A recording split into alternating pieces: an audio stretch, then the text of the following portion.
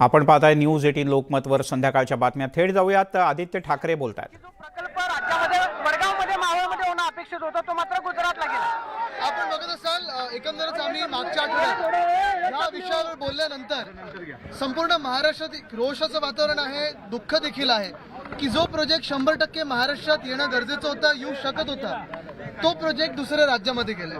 दुसरे राज्य कुठचं आहे ह्याचं कोणाला दुःख नाहीये, पण तरी देखील महाराष्ट्रामध्ये येणारा प्रोजेक्ट 2 लाख नोकऱ्या म्हणजे एकंदर आपण बघितलं असेल वेदांता फॉक्सकॉन असेल, बल्क ड्रग पार्क असेल आणि काल परवाकडे कळलेलं आहे अजून एक तिसरा महत्त्वाचा प्रोजेक्ट म्हणजे मेडिसिन डिव्हाइस पार्क हा देखील महाराष्ट्रातून निघून गेलेला आहे।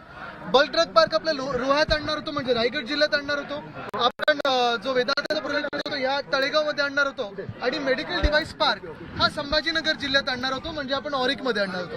एकंदरच आपण बघताय की या खोके सरकारचं लक्ष त्यांच्या गटात कोण होते ह्याच्यावर आहे, पण या राज्यात उद्योग कुठचे येतात, गुंतवणूक कोण घेऊन येते ह्याच्यावर कोणाचंच लक्ष नाहीये। काल मुख्यमंत्री दिल्लीला गेलेले होते, त्या संदर्भातच ते पंतप्रधानांची वेळ मांडणार होते। मुख्यमंत्री वारंवार दिल्लीला गेलेले आहेत स्वतःसाठी। जर थांबा एक प्रश्न इथून आले, मुख्यमंत्री वारंवार दिल्लीला गेले स्वतःसाठी पण महाराष्ट्रासाठी कधीच गेले नाही। आपल्या सरकारच्या काळामध्ये हा प्रकल्प इथे यावा यासाठीची जी प्रक्रिया आहे तर ती याच्या आधी पण नमूद केलेली आहे। प्रक्रिया म्हणजे साधारण डिसेंबर 2021 मध्ये एक चांगला प्रस्ताव केंद्र सरकारने आणला, चांगलं प्रपोजल होतं की ज्या राज्यांना हे सेमीकंडक्टर चिपचं पाहिजे प्रोजेक्ट 76,000 कोटीची सबसिडी अवेलेबल होती, कर्नाटकाला एक गेली, तसंच आपण देखील महाराष्ट्र म्हणून जानेवारी 2022 मध्ये वेदांता फॉक्सकॉनचे अनिल अग्रवाल साहेब आहेत त्यांच्याबरोबर बोलणं सुरू केलेलं, अनेक बैठका झाल्या, इथे फॉक्सकॉनचे काही लोक आले, वेदांताचे काही लोक आले, त्यांची जी कन्सल्टिंग कंपनी होती त्यांचे आले। महाराष्ट्रभरात मी सांगितलेलं प्रत्येक जिल्ह्यात जाणे, जिथे तुम्हाला आवडेल जिथे योग्य वाटेल तिथे तुम्हाला आम्ही जागा देऊ। तसंच त्यांना तळेगाव आवडलं, मध्ये आपण बघितलं असेल काही पेपर आणि काही चॅनल्सवर देखील आलेलं तळेगाव आणि मग इतर जे दुसरीकडे गेले त्या 2 जागेंमधला फरक, आपण राज्य म्हणून काय सबसिडी दिली, काय सवलती दिल्या ह्याच्यातलं आणि दुसऱ्या राज्यातलं फरक, आणि हे सगळं होऊन देखील दुसऱ्या राज्यात असा मोठा प्रोजेक्ट जातो ह्याचं दुःख आहे।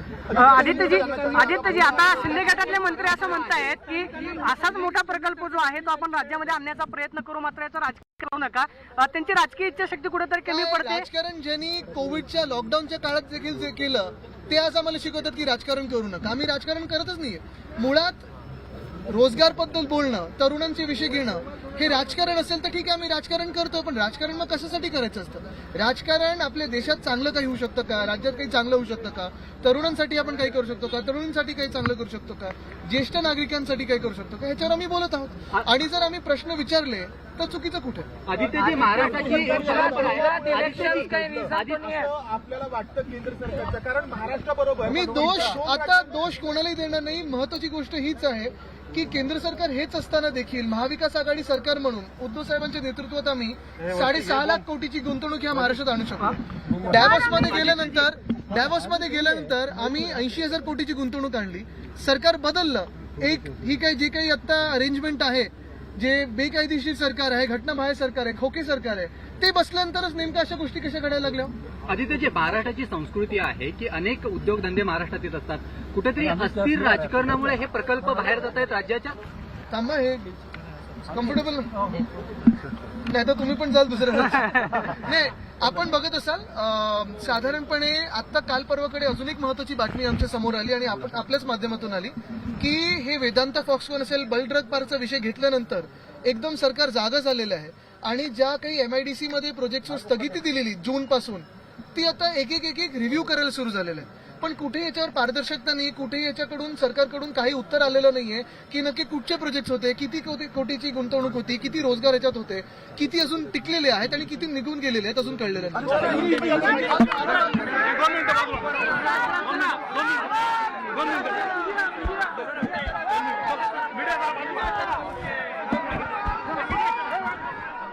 आदित्य ठाकरे हे पुणे जिल्ह्यात तळेगावच्या दौऱ्यावर आहेत। हे तेच तळेगाव आहे जिथे वेदांता फॉक्सकॉनचा प्रकल्प होणार होता। इथे युवा सेनेच्या वतीनं जनआक्रोश आंदोलन करण्यात आलं आणि त्यात सहभागी होण्यासाठी आदित्य ठाकरे हे इथे पोहोचले होते। प्रकल्प राज्यातून गेल्यानं मोठ्या प्रमाणात रोष आहे, तरुणांच्या नोकऱ्या गेल्यानं रोष अधिक आहे असं आदित्य ठाकरे यांनी नमूद केलं।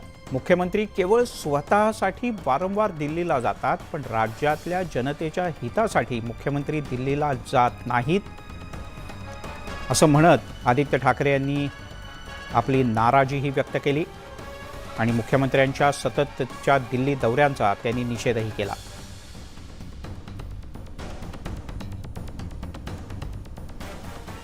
आदित्यजी या ठिकाणी एक प्रकारे राज्य सरकारला कशा पद्धतीने जबाबदार धरतात? पुढे पुढे गर्दी होईल, गर्दी.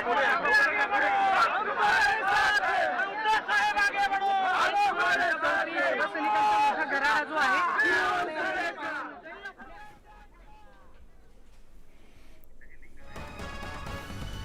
त्यामुळे वेदांतावरून आदित्य ठाकरे आणि युवासेना आक्रमक झाले. 2 दिवसांपूर्वी राज्यात विविध जिल्हा केंद्रांमध्ये युवासेनेच्या वतीनं आंदोलनाचा प्रयत्न करण्यात आला होता. तर आज पुणे जिल्ह्यातल्या तळेगावमध्ये जनआक्रोश आंदोलन करण्यात आलं. ज्या तळेगावमध्ये हा वेदांता फॉक्सकॉनचा प्रकल्प येणार होता त्याच तळेगावमध्ये शिवसेनेच्या वतीनं हे आंदोलन करण्यात आलं आणि याच आंदोलनासाठी आदित्य ठाकरे हे तळेगावला गेले होते. या आंदोलनात ते स्वतः आणि युवासेनेचे अनेक कार्यकर्ते सहभागी झाले.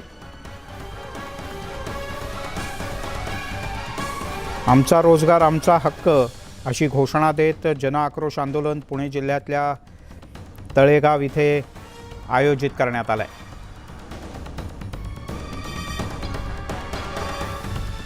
गेल्या 2 महिन्यात राज्याचे मुख्यमंत्री एकनाथ शिंदे हे अनेकदा दिल्लीला गेले. या संदर्भात प्रश्न विचारला असता मुख्यमंत्री हे केवळ स्वतःच्या फायद्यासाठी आणि स्वतःची कामं घेऊनच दिल्लीच्या वाऱ्या करतात असं आदित्य ठाकरे यांनी म्हटलं. प्रोजेक्ट 2 लाख नोकऱ्या म्हणजे एकंदर आपण बघितलं असेल, वेदांता फॉक्सकॉन असेल, बल्क ड्रग पार्क असेल आणि काल परवाकडे कळलेलं आहे अजून एक तिसरा महत्त्वाचा प्रोजेक्ट म्हणजे मेडिसिन डिव्हाइस पार्क हा देखील महाराष्ट्रातून निघून गेलेला आहे. बल्क ड्रग पार्क आपल्या रोह्यात आणणार होतो म्हणजे रायगड जिल्ह्यात आणणार होतो आपण. जो वेदांताचा प्रोजेक्ट होतो तो ह्या तळेगावमध्ये आणणार होतो आणि मेडिकल डिव्हाइस पार्क हा संभाजीनगर जिल्ह्यात आणणार होतो म्हणजे आपण ऑरिकमध्ये आणणार होतो. एकंदरच आपण बघताय की या खोके सरकारचं लक्ष त्यांच्या गटात कोण येते ह्याच्यावर आहे, पण या राज्यात उद्योग कुठचे येतात, गुंतवणूक कोण घेऊन येते ह्याच्यावर कोणाचंच लक्ष नाहीये. काल मुख्यमंत्री दिल्लीला गेलेले होते त्या संदर्भात आपले पंतप्रधान मी हे आधी पण बोललेलो आहे, मुख्यमंत्री वारंवार दिल्लीला गेलेले आहेत स्वतःसाठी. जर थांबा ना, एक प्रश्न इथून आले. मुख्यमंत्री वारंवार दिल्लीला गेलेत स्वतःसाठी पण महाराष्ट्रासाठी कधीच गेले नाही. आपल्या सरकारच्या काळामध्ये हा प्रकल्प इथे यावा यासाठीची जी प्रक्रिया आहे तर तुम्ही याच्या आधी पण ती नमूद केलेली आहे. पुन्हा एकदा आज इथल्या लोकांची प्रक्रिया म्हणजे साधारण डिसेंबर 2021 मध्ये एक चांगला प्रस्ताव केंद्र सरकारने आणला. चांगलं प्रपोजल होतं की ज्या राज्यांना हे सेमीकंडक्टर चिपचं पाहिजे प्रोजेक्ट 76,000 कोटीची सबसिडी अवेलेबल होती.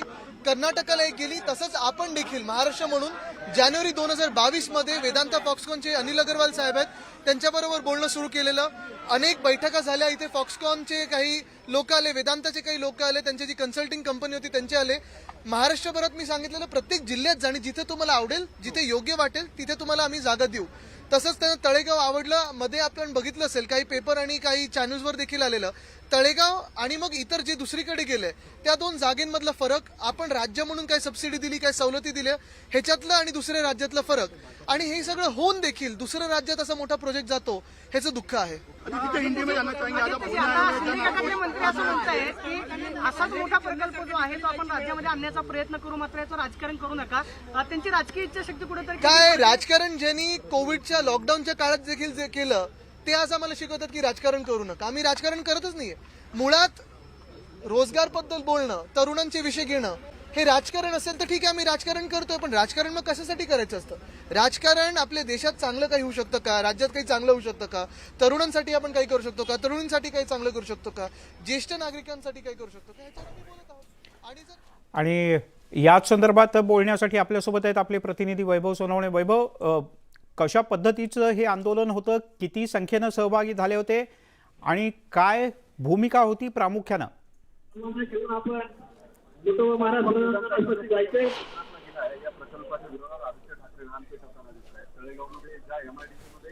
MIDC मध्ये 990 एकर जागा जी आहे ती या वेदांता फॉक्सकॉनला देण्यात येणार होती. तिथंच त्यांनी हे आंदोलन घेतलंय आणि साधारण 1 किलोमीटरभर आदित्य ठाकरे हे चालत येतील. आपण समोर मागे ताफा पाहतोय. याच रस्त्यानं सरळ आदित्य ठाकरे येतील आणि पुढे चौकामध्ये हे जनआक्रोश आंदोलन जे आहे ते होणार आहे. शिवसैनिकांची गर्दी व्हायला सुरुवात झाली आहे. साधारण 10,000च्या आसपास शिवसैनिक जे आहेत ते या मोर्चामध्ये आंदोलनामध्ये सहभागी होतील असं सांगितलं जाते. आदित्य ठाकरे हे स्वतः या ठिकाणी पोहोचले. शिवसेनेचे बरेच नेते जे आहेत, सचिन अहिर आहेत, ते स्थानिक नेते तिथले आदित्य सरपोतदार, आदित्य ठाकरेंची टीम जी आहे ती सगळी टीम इथं पोहोचली आहे आणि पोलिसांचा सुद्धा मोठा बंदोबस्त आहे. ज्या पद्धतीचं हे आंदोलन घेण्यात आलेलं आहे या सगळ्या MIDC मध्ये किंवा या परिसरामध्ये साधारण 1.5 लाख नोकऱ्या ज्या आहेत त्या फॉक्सकॉन वेदांतामुळे आल्या असत्या असा दावा करत आदित्य ठाकरे या भागातला असंतोष जो आहे तो वाढवण्याचा प्रयत्न करतील. आपल्याला लक्षात घ्यावं लागेल या सगळ्या परिसरामध्ये खासदार जे आहेत श्रीरंग बारणे जे शिवसेनेचं एकमुखी नेतृत्व होतं या परिसरामधलं ते शिंदे गटामध्ये गेल्यानंतर या सगळ्या परिसरामध्ये शिवसेनेचा पहिलाच मोठा कार्यक्रम होतोय. त्याच्यामुळे अनेक कार्यकर्ते जे आहेत शिवसेनेचे जे फूट सोल्जर्स आहेत त्यांना नवी संधी असे अनेक कार्यकर्ते इथं समोर आलेले दिसत आहेत आणि जे उद्धव ठाकरे गटासोबत एकनिष्ठ राहिलेत अशाही कार्यकर्त्यांची मोठी गर्दी जी आहे ती इथं झालेली आपण पाहतोय. पोलिसांच्या ताफ्यामध्ये आदित्य ठाकरे हे या मंदिरापासून पायी साधारण 1 किलोमीटरभर चालत येणार आहे. ते आल्यानंतर माध्यमांशी बोललेत आणि तिथून पुढे सभेच्या ठिकाणी ते चालत येतील. हा जनआंदोलन जे आहे या आंदोलनातून इथल्या परिसरामध्ये किंवा संपूर्ण MIDC मध्ये हा प्रकल्प जायला सध्याचं सरकार जे आहे ते जबाबदार आहे हे ठसवण्याचा प्रयत्न आदित्य ठाकरे करताना दिसत आहेत. सुरुवातीपासून वेदांता फॉक्सकॉनच्या मुद्द्यावर आक्रमक असलेले आदित्य ठाकरे हे केवळ फॉक्सकॉन वेदांताच नाही तर इतर 3 मोठे प्रकल्प जे आहेत ते सुद्धा महाराष्ट्राच्या बाहेर जात आहेत जे हे सरकार थांबवू शकत नाही असे आरोप सातत्यानं करतायत. आताही तेच करतायत. आता या सगळ्या पार्श्वभूमीवरती ते काय बोलतात हे पाहावं लागेल. कालचा उच्च न्यायालयाचा दसरा मेळाव्याचा निकाल लागल्यानंतर शिवसेनेच्या गोटामध्ये उद्धव ठाकरेंच्या बाजूने असलेल्या शिवसेनेच्या गोटामध्ये मोठी आनंदाची लहर होती आणि कार्यकर्ते जे आहेत ते सुद्धा काहीसे आक्रमक झालेले होते. एक मोरल बूस्ट जो इतके दिवस त्यांना हवा होता सगळ्या गोष्टी विरोधात घडताना तो काल घडल्यानंतर पुन्हा आदित्य ठाकरे जे आहेत ते फ्रंटफूर आलेले पाहायला मिळतात. मिलिंद. वैभव, जो प्रतिसाद आत्तापर्यंत या जनआक्रोश मोर्चाला मिळाला आहे तो पाहता काय म्हणता येईल? शिवसेनेचं म्हणजे ठाकरे गटाच्या शिवसेनेचं अस्तित्व अजूनही जाणवत आहे तळेगावात? कारण तू म्हणालास त्याप्रमाणे श्रीरंग बारणे यांचा गड आहे इथे, मोठं काम आहे श्रीरंग बारणे यांचं. किंवा जेव्हा श्रीरंग बारणे मूळ शिवसेनेत होते तेव्हा अतिशय आक्रमक अशा पद्धतीचं शिवसेनेचं रूप कायमच पाहायला मिळालं. सध्याची काय स्थिती आहे? मिलिंद, गमतीची बाब आहे राजकारणातली असोसिएशन्स कशी बदलतात. तुम्ही हा प्रश्न विचारत असताना दुसरीकडे स्टेजवरती अनाउन्समेंट करण्यात आली आहे. राष्ट्रवादीचे इथले आमदार जे स्थानिक आमदार सुनील शेळके हे डायसवरती पोहोचलेले, मंचावरती पोहोचलेले आणि ते आदित्य ठाकरे पोहोचल्यानंतर त्यांचं स्वागत करतील. आज सकाळपासून बऱ्याच सोशल मीडियावरच्या पोस्ट ज्या आहेत त्या सुनील शेळके जे राष्ट्रवादीचे आमदार आहेत त्यांच्या पडलेल्या होत्या. या परिसरात मोठी बॅनरबाजी जी आहे ती सुद्धा शेळके यांनी केली आहे. प्रत्यक्षात थेट या कार्यक्रमामध्ये किंवा जन आंदोलन आक्रोश मोर्चासाठी त्यांनी फार काही ताकद लावलेली नाही. मात्र तरी सुद्धा त्यांची उपस्थिती, त्यांच्या इथल्या परिसरातल्या लोकांना त्यांनी दिलेले मेसेजेस, जाहीररित्या दिलेले मेसेजेस, याच्यामुळे राष्ट्रवादीचा सुद्धा एक फ्रॅक्शन जो आहे तो इथं मदतीसाठी किंवा ताकद वाढवण्यासाठी जोडला गेलेला आपल्याला पाहायला मिळतो.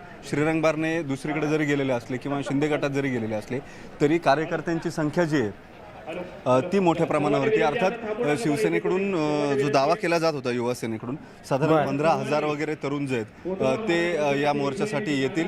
मात्र प्रत्यक्षामध्ये साधारण एक 5,000च्या आसपास कार्यकर्ते या ठिकाणी आलेले आपल्याला दिसतात.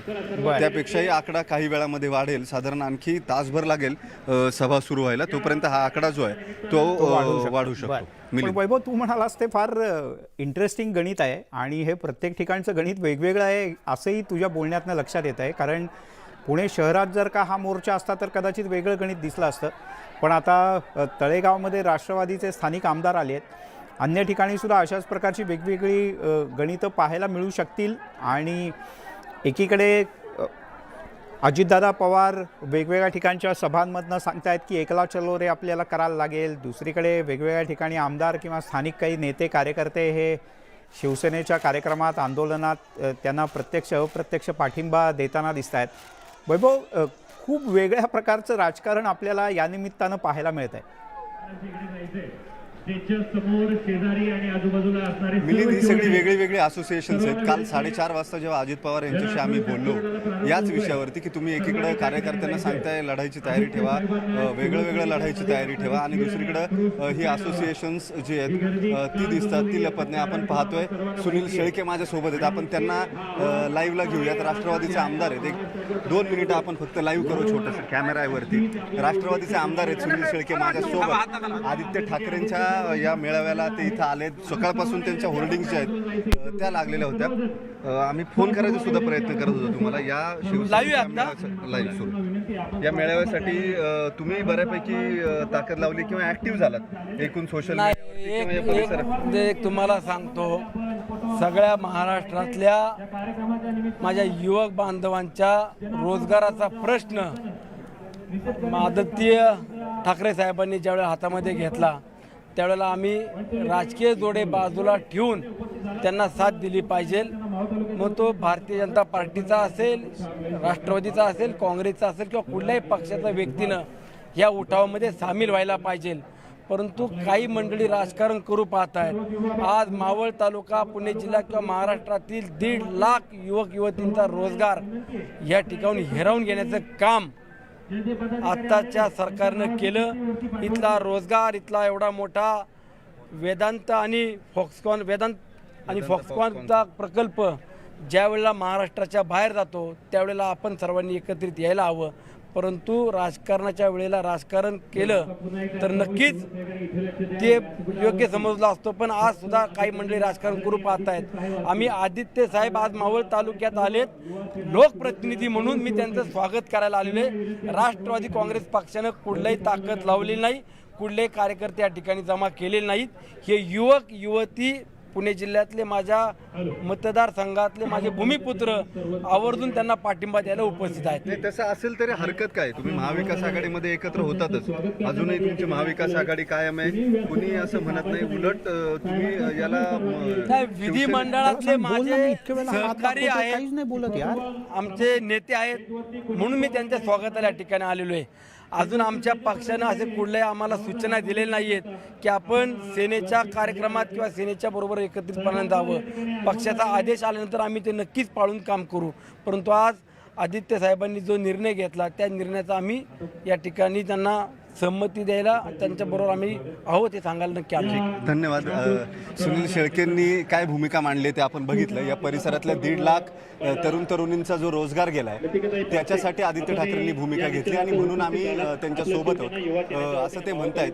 दरम्यान मागे जिथं आदित्य ठाकरे यांचा ताफा थांबलाय, जिथून ते पायी या स्टेजकडे येणार आहेत, तिकडे सुनील शेळके निघाले, तिथं ते त्यांचं स्वागत करतील. पण हे महाविकास आघाडीचं असोसिएशन जे आहे ते स्थानिक स्तरावरती कशी गणितं बदलू शकतात, तर तुर्तास त्यात राजकारण शोधू नका असं शेळके म्हणतायत. मात्र किती जरी केलं तरी समोर येणारी चित्र जी आहेत ती टाळता येऊ शकत. राजकारणी माणूस ताकाला जाऊन अनेकदा भांडं लपवतो, पण इथे जाहीरपणे सगळ्या गोष्टी आहेत त्यामुळे लपवण्याचा प्रश्नच येत नाही. आणि नाही म्हणून सांगितलं तरी ज्या वेळेला 4 वेळेला नाही सांगितलं जातं तेव्हा होच असतं, हे आपल्याला सगळ्यांना माहिती आहे. आज राष्ट्रवादीला सुद्धा गरज आहे आणि शिवसेनेला तर गरज आहेच आहे. त्यामुळे हे सगळं आपल्याला होताना दिसतंय. वैभव, खूप खूप धन्यवाद या एक्सक्लुझिव्ह बातचीतबद्दल, कारण जगताप हे राष्ट्रवादीचे आमदार आहेत आणि ते आपल्याला एक्सक्लुझिव्ह मिळाले या सगळ्या मोर्चावर, आक्रोश मोर्चावर बोलण्यासाठी. वैभव, तुझ्याकडे मी येतोच. एकीकडे आपण ही दृश्य पाहतोय, आदित्य ठाकरे यांच्या पुढे हा गाड्यांचा ताफा आहे. हळूहळू तू म्हणालास तसं कार्यकर्ते एकत्र जमताना दिसत आहेत आणि अजून 1 तास, सव्वा तास लागू शकतो प्रत्यक्ष जाहीर सभा सुरू व्हायला आणि त्यानंतर जाहीर सभेत वेगवेगळ्या भाषणं होतील. वैभव, राष्ट्रवादीच्या नेत्यांचं, आमदारांचं भाषण होऊ शकतं इकडे का फक्त स्वागतापुरतेच आहेत ते? तुमचा प्रश्न पुन्हा विचाराल. राष्ट्रवादीच्या नेत्यांचं भाषण इथे होऊ शकतं का आमदारांचं? प्रोटोकॉल प्रमाणे वारंवार विनंती करून झालेली आहे. आपण स्वतः जर खाली गेलात वैभवशी आपला कल्पना नाही तसं कार्यक्रमाची पत्रिका नाही, कारण हे जन आक्रोश आंदोलन जे आहे ते जन आक्रोश आंदोलन एवढंच जाहीर करण्यात आलेलं आहे. इथे भाषणं जी आहेत ती आता सुनील शेळके यांची होतील का, सुनील शेळके यांचं होईल का किंवा राष्ट्रवादीच्या नेत्यांचे होतील का हे पाहावं लागेल, कारण आदित्य ठाकरे या संपूर्ण कार्यक्रमाच्या केंद्रस्थानी असणार आहेत. कदाचित सुनील शेळके हे दुसऱ्या पक्षाचे असताना सुद्धा किंवा सहकारी पक्षाचे असून पाठिंबा द्यायला आल्यामुळं त्यांना इथे बोलू दिले जाईल स्थानिक लोकप्रतिनिधी म्हणून, अशी एक शक्यता आहे. मात्र अधिकृत कार्यक्रम पत्रिकेमध्ये असं कुठलाही कार्यक्रम अजून कोण कोण बोलेल हे स्पष्ट करण्यात आलेलं नाही. कार्यालयासमोर पहिले साहेब जाणार आहे. बरं वैभव, तुर्तास धन्यवाद या सगळ्या सविस्तर माहितीबद्दल. आपण पाहतो आदित्य ठाकरे आणि त्यांच्यासोबत या जनआक्रोश मोर्चात सहभागी झालेले कार्यकर्ते हळूहळू पुढे सरकताना दिसत आहेत.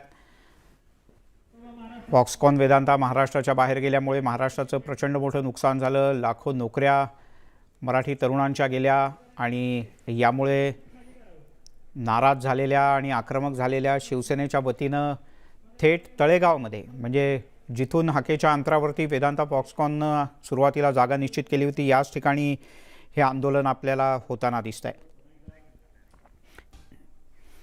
आपण पाहताय न्यूज 18 लोकमत. आणि आता आपण पुन्हा एकदा ती दृश्य पाहणार आहोत. पुणे जिल्ह्यातल्या तळेगाव इथली हा मोर्चा हळूहळू पुढे सरकतोय. काही कार्यकर्ते अतिरिक्त किंवा आणखीन काही कार्यकर्ते यात सहभागी होताना दिसत आहेत. ही जी सगळ्यात डाव्या बाजूला जीप आहे, त्या जीपमध्ये माध्यमांचे प्रतिनिधी आहेत, मध्ये महिला आणि अन्य काही कार्यकर्ते आहेत आणि त्यामध्येच सगळ्यात मध्यवर्ती ठिकाणी आपल्याला दिसत आहेत ते युवा सेनेचे प्रमुख आदित्य ठाकरे, ज्यांच्या नेतृत्वाखाली इथे आत्ता आंदोलन सुरू आहे. सचिन अहिर आहेत शिवसेनेचे नेते आणि आता आमदार, आणि वेदांता फॉक्सकॉन तळेगावमध्ये त्यांचा प्रकल्प उभी करणार होती, पण वेदांता फॉक्सकॉन महाराष्ट्रातून बाहेर पडली आणि यामुळे आता आदित्य ठाकरे आणि विरोधक चांगलेच आक्रमक झालेत. सगळ्यात आधी आदित्य ठाकरे यांनी हा मुद्दा उपस्थित केला होता, पण त्याला राज्याच्या मुख्यमंत्र्यांकडून, उद्योगमंत्र्यांकडून उत्तर देण्याचा जोरदार प्रयत्न झाला. राज्याचे उद्योगमंत्री आणि मुख्यमंत्र्यांनी तसंच राज्याच्या उपमुख्यमंत्र्यांनी सुद्धा हा दावा केला की आघाडी सरकार असतानाच वेदांता फॉक्सकॉन महाराष्ट्राच्या बाहेर जाणार हे ठरलेलं होतं, असंही त्यांनी सांगितलं.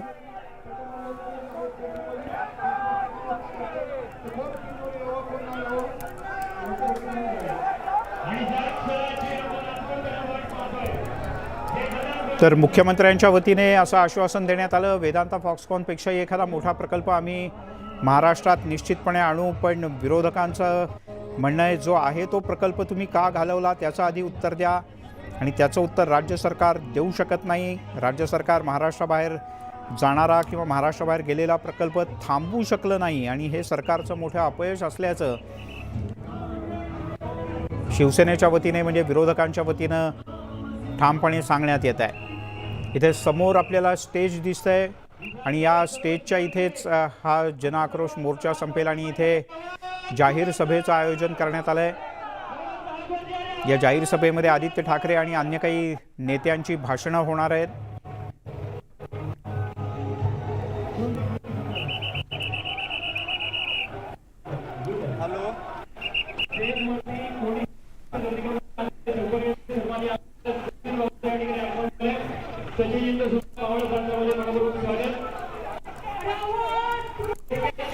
वैभव सोनावणे आपले प्रतिनिधी आपल्यासोबत जोडले गेलेत पुन्हा एकदा. वैभव, मगाशी जे राष्ट्रवादी काँग्रेसचे आमदार इथे आले होते ते आदित्य ठाकरे यांच्याबरोबर किंवा या मोर्चात आत्ता चालतायत का फक्त आदित्य ठाकरे यांची भेट घेऊन त्यांना शुभेच्छा देऊन ते निघून गेले?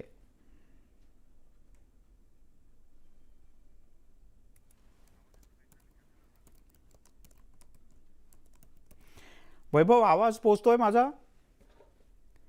वैभव सोनवणे यांच्यापर्यंत आपला आवाज पोचत नाही आहे, पण सुनील शेळके हे तळेगावमधले या परिसरातले आमदार आहेत आणि मगाशी न्यूज 18 लोकमतची एक्सक्लुझिव्ह बातचीत केली सुनील शेळके त्यांनी तर वेगळाच मुद्दा मांडला, त्यामुळे अनेकांच्या भुवया निश्चित उंचावतील. सुनील शेळके यांनी असं म्हटलं की महाराष्ट्राच्या हिताचा विषय असेल तर भाजप बरोबर सुद्धा आम्ही एकत्रित आंदोलन करू. पण विषय महाराष्ट्राच्या भल्याचा हिताचा असला पाहिजे असं त्यांनी म्हटलं. आदित्य ठाकरे यांच्यासोबत बाकीचे सगळे नेते आता या स्टेजवर पोहोचलेले आहेत जिथून ही सगळी भाषणं होणार आहेत या आंदोलनाची. साधारण 20 ते 25 हजार युवक या आंदोलनात सहभागी होतील असा दावा शिवसेनेकडून करण्यात आला होता. विशाल पाटील आपले प्रतिनिधी आपल्यासोबत जोडले गेलेत. विशाल, किती मोठ्या संख्येने आंदोलक या मोर्चात सहभागी झाले आहेत आणि इथे कोणाकोणाची भाषणं होणार आहेत? मिलिंद सर, आदित्य ठाकरे, वेदांत आणि फॉक्सकॉन कंपनी राज्याच्या बाहेर गेल्यामुळे आक्रमक झालेले आहेत. त्यानुसार ज्या ठिकाणी या मावळ परिक्षेत्रामध्ये हा प्रकल्प उभा करण्यात येणार होता त्याच ठिकाणी मावळ या मतदारसंघामध्ये आता आदित्य ठाकरेंनी हा जन आक्रोश मोर्चा जो आहे हा काढलेला आहे. या मोर्चामध्ये प्रामुख्याने युवक वर्ग जो आहे हा मोठ्या संख्येनं उपस्थित राहिलेला आहे, या आंदोलनामध्ये सहभागी झालेला आहे. आणि आदित्य ठाकरे यांनी सुद्धा थोड्या वेळापूर्वी प्रतिक्रिया देताना असं म्हटलंय की राज्यातील हा प्रकल्प महत्वाचा प्रकल्प गेलेला आहे. राज्यातील तरुणांना याच्यातून रोजगार मिळणार होता, मात्र शिंदे जे दिल्लीमध्ये जात आहेत ते फक्त स्वतःच्या स्वार्थासाठी जात आहेत. त्यांना कुठच्याही प्रकारे हा प्रकल्प महाराष्ट्रात कशा पद्धतीने आणता येईल याच्या बाबतीत प्रयत्न जो आहे हा सध्याच्या सरकारकडनं केला जात नाहीये आणि कुठच्याही प्रकारचं उत्तर राज्य सरकारकडनं मिळत नाही, म्हणूनच हा मोर्चा जो आहे हा काढण्यात येतोय असं त्यांनी स्पष्टीकरण दिलेलं आहे. त्याचबरोबर हा प्रकल्प कशा पद्धतीनं राज्यात येईल याच्यासाठी विरोधक असो किंवा सत्ताधारी असो एकत्रितपणे आम्ही तुमच्यासोबत दिल्लीत यायला तयार आहोत. ज्यांना भेटायचंय त्यांना भेटतो, मात्र हा प्रकल्प कशा पद्धतीनं राज्यात पुन्हा आणता येईल याच्या बाबतीत भूमिका घेतली पाहिजे अशा पद्धतीची प्रतिक्रिया सुद्धा आदित्य ठाकरे यांनी दिलेला आहे. जर हा संपूर्ण आपण जनाक्रोश मोर्चा पाहिला तर जवळपास 8 ते 9 हजार लोक जे आहेत ती ह्या जनाक्रोश मोर्चामध्ये सहभागी झालेले आहेत. रस्त्यावरती मोठी गर्दी जी आहे ती आपल्या या जनाक्रोश आंदोलनामध्ये युवक तरुण जो आहे हा मोठ्या प्रमाणात सहभागी झालेला आहे. ज्या पद्धतीनं महाराष्ट्रातील अनेक बेरोजगार तरुणांना नोकरी मिळणार होती त्यांना बेरोजगार करण्याचं काम शिंदे फडणवीस सरकारने केलेलं आहे अशा पद्धतीचा आरोप सुद्धा आदित्य ठाकरे यांनी केलेला आहे. त्यामुळे एकंदरीत आपण पाहायला गेलं तर फॉक्सकॉन आणि वेदांत हा प्रकल्प गुजरातमध्ये गेल्यामुळे शिवसेना जी आहे ही अधिक आक्रमक झालेली आहे आणि खास करून आदित्य ठाकरे जे आहे ते सातत्यानं या बाबतीत बोलताना आपल्याला पाहायला मिळतात आणि ही आता प्राथमिक स्वरूपाचा हा जनाक्रोश आंदोलन आहे. संपूर्ण महाराष्ट्रात सुद्धा जनाक्रोश आंदोलन केलं जाईल अशा ही आदित्य ठाकरेंनी घेतलेली.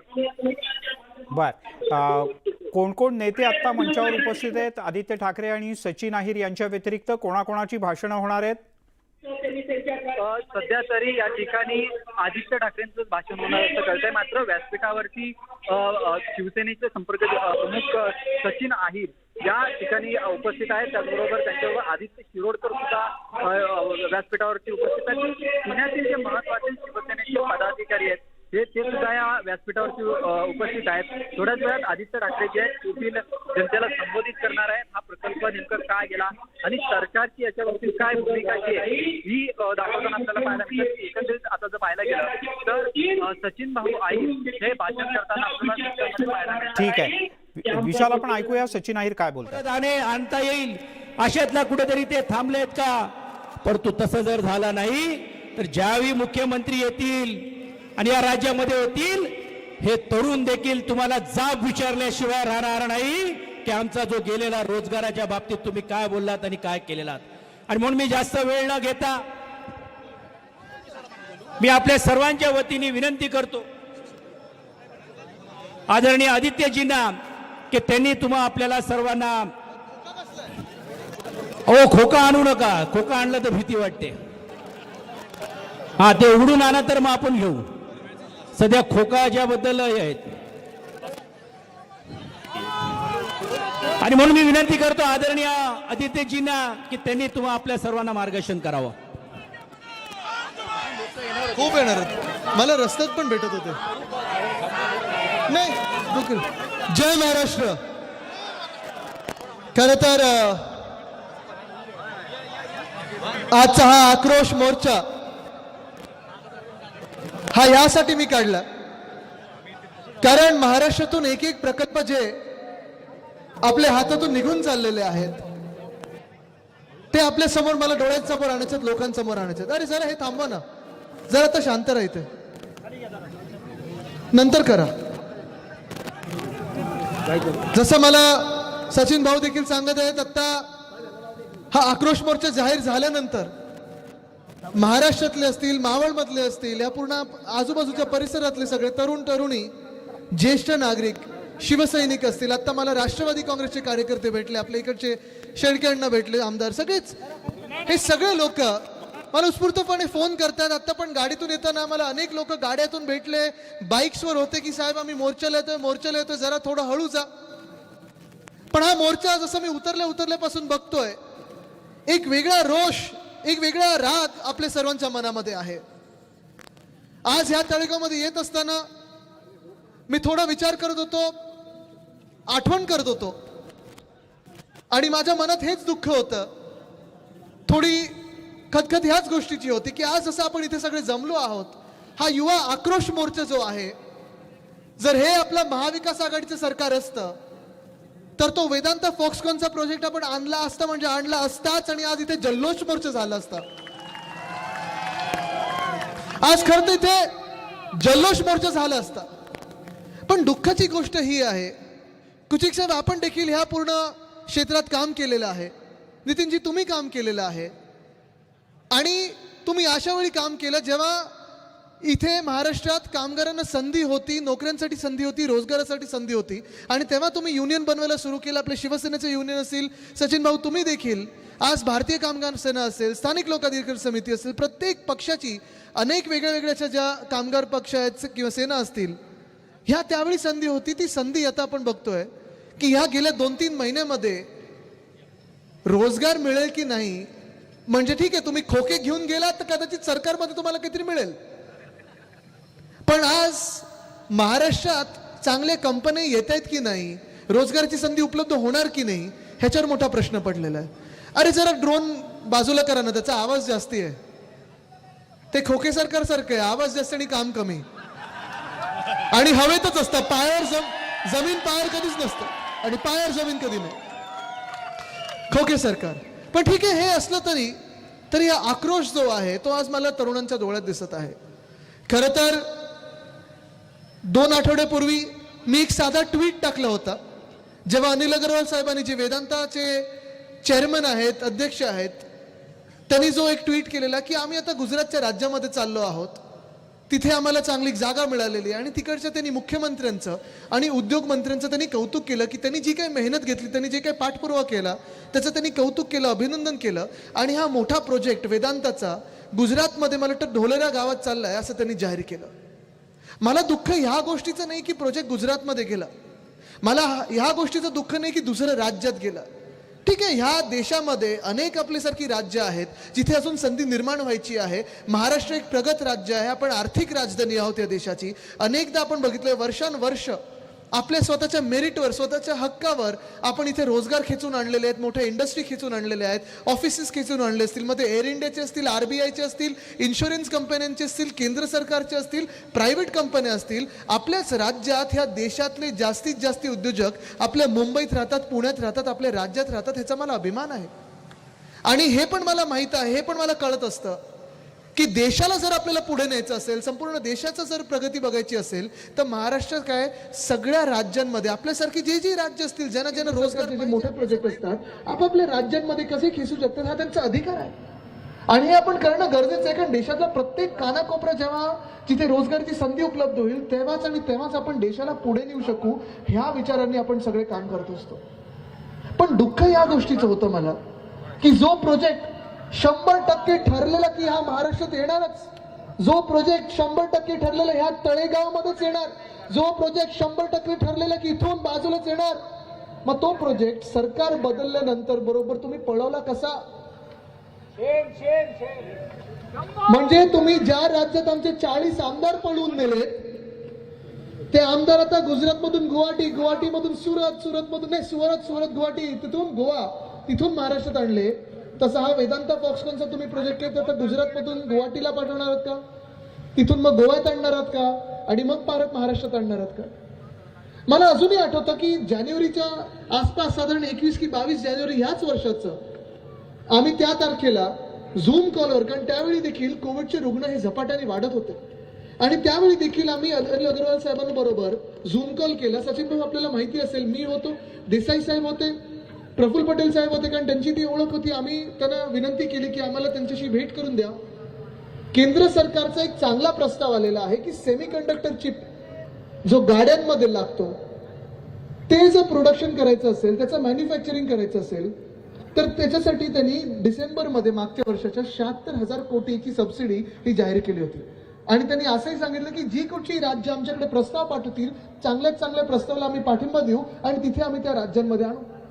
आम्ही त्याच प्रस्तावाचं, त्याच जे काही ही स्कीम होती सेमीकंडक्टरची 76,000 कोटीची जी सबसिडी होती, त्याचा पाठपुरावा करून जानेवारीमध्ये पहिली बैठक झाली. आणि तेव्हाच आम्ही अनिल अग्रवाल साहेबांना सांगितलं की बघा, महाराष्ट्रात आल्यानंतर तुम्हाला माझा जिल्हा तुझा जिल्हा नाही, जिथेही तुम्हाला महाराष्ट्रात जायचं असेल, मग आमच्या विदर्भात जायचं असेल, आमच्या मराठवाड्यात जायचं असेल, आमच्या पश्चिम महाराष्ट्रात जायचं असेल, आमच्या मुंबईत जायचं असेल, उत्तर महाराष्ट्रात, सगळीकडे जिथे जायचं असेल तुम्हाला, तुम्ही आम्हाला सांगा तुमच्या वतीने की सगळ्यात चांगली जागा कुठची, सर्वोत्तम जागा कुठची, तिथे आम्ही तुम्हाला जागा देऊ आणि तिथे जे काही तुम्हाला लागेल हे सरकारकडून आम्ही तुम्हाला दिल्याशिवाय राहणार नाही. हे आम्ही त्यांना सांगितलं होतं. त्यानंतर अनेकदा बैठका झाल्या. मे मध्ये आमची डॅव्हॉसमध्ये बैठक झाली. त्याच डॅव्हॉसमध्ये मी होतो, सुभाष देसाई साहेब होते, उद्योग मंत्री आपले नितीन राऊत साहेब होते, आणि आम्ही तिघांनी मिळून डॅव्हॉसमध्ये गेल्यानंतर 3 दिवसामध्ये ह्याच महाराष्ट्रासाठी 80,000 कोटीची गुंतवणूक आपण महाराष्ट्रासाठी आणली होती. तुम्ही विचार करा केवढे रोजगार उपलब्ध होऊन देणार आहेत आपण. पण हे सगळं होत असताना दुसरीकडे इतर रोजगाराचा विषय सुरू होता. म्हणजे जे विरोधी पक्षात बसले होते आणि जे आमच्याच बाजूला 40 गद्दार लोक जे होते, खोके सरकार बनवायचा विचार करत होते, त्यांच्यावर जी काही दडपणं असतील ती असतील, मला माहिती नाही, कदाचित तुम्हाला माहिती असतील दडपणं काय. नाही ऐकू नाही आलं, मला नाही ऐकू नाही आलं. आता ही जी काही दडपणं तुम्ही म्हणताय कदाचित असू शकतात, पण हेच स्वतःला वाचवायला महाराष्ट्राला मागे टाकायला निघाले होते. तुम्ही विचार करा, जो प्रोजेक्ट 100% या तळेगावमध्ये येणार होता, मला वाटतं झी चॅनल असेल, TV9 असेल, अनेक टीव्ही चॅनलनी आणि अनेक बातम्यांमध्ये देखील आपण बघितलं होतं की महाराष्ट्रात आणि गुजरातमध्ये जो काही फरक त्यांनी दाखवला, मग आपल्या तळेगावमध्ये आणि तिथे गेलेल्या ढोलेरामध्ये जो काही फरक दाखवला हा आपल्या समोर आहे. या महाराष्ट्रामध्ये आपण त्याच वेदांता फॉक्सकॉनच्या कंपनीला 10,000 कोटीची सबसिडी जास्ती देणार होतो, गुजरातपेक्षा अधिक देणार होतो. याच महाराष्ट्रामध्ये आपण 1200 एकरची जागा पुण्यामध्ये, तळेगावमध्ये आपण देणार होतो. हे सगळं ठरलेलं, आणि आपण ती जागा असेल, वीज असेल, पाणी असेल, पुढच्या 40 वर्ष किंवा पुढच्या 99 वर्षासाठी जो काही आपण करार करणार होतो तो लोकांच्या समोर आलेला होता. आणि तरी दुसरीकडे कसे गेले, जिथे पाणी नाही, जिथे वीज नाही, अजून तिकडचं आजूबाजूचं इन्फ्रास्ट्रक्चर बनायचं, तिथे गेलेच कसे, हा मला प्रश्न पडतो. जसं मी सांगितलं ना की गुजरातबद्दल मी काही चुकीचं बोलणार नाही, कारण त्यांनी त्यांचं कर्तव्य पार पाडलं. तिकडचे जे उद्योग मंत्री आहेत त्यांनी जेव्हा बघितलं की इथे सरकार बदललं आहे, इथे घटनाबाह्य सरकार बनलेलं आहे, हे सरकार जे कोसळणार आहे, कोसळणार म्हणजे कोसळणार, तुम्ही लिहून घ्या, हे खोके सरकार बनल्यानंतर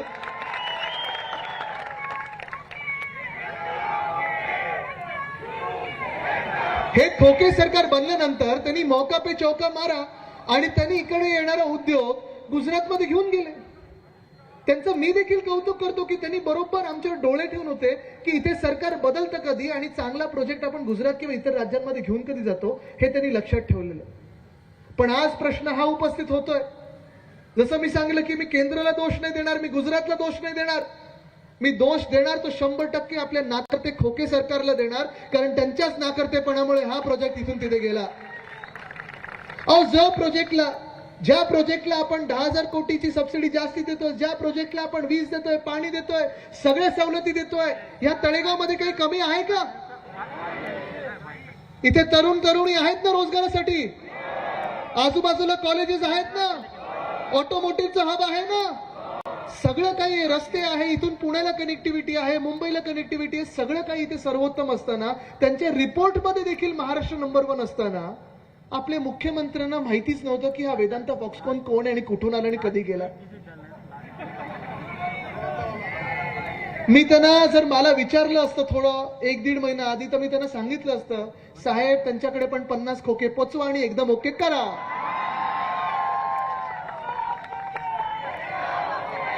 पण ह्या राज्यात चाललंय तरी काय? तुम्ही बघा, की ज्या मुख्यमंत्र्याने, एक तर खरं मुख्यमंत्री कोण आहेत हे मला पण अजून कळलं नाही ना कोणालाच कळलंय. खरा मुख्यमंत्री कोण हे आपल्याला अजून राज्याला माहिती नाही.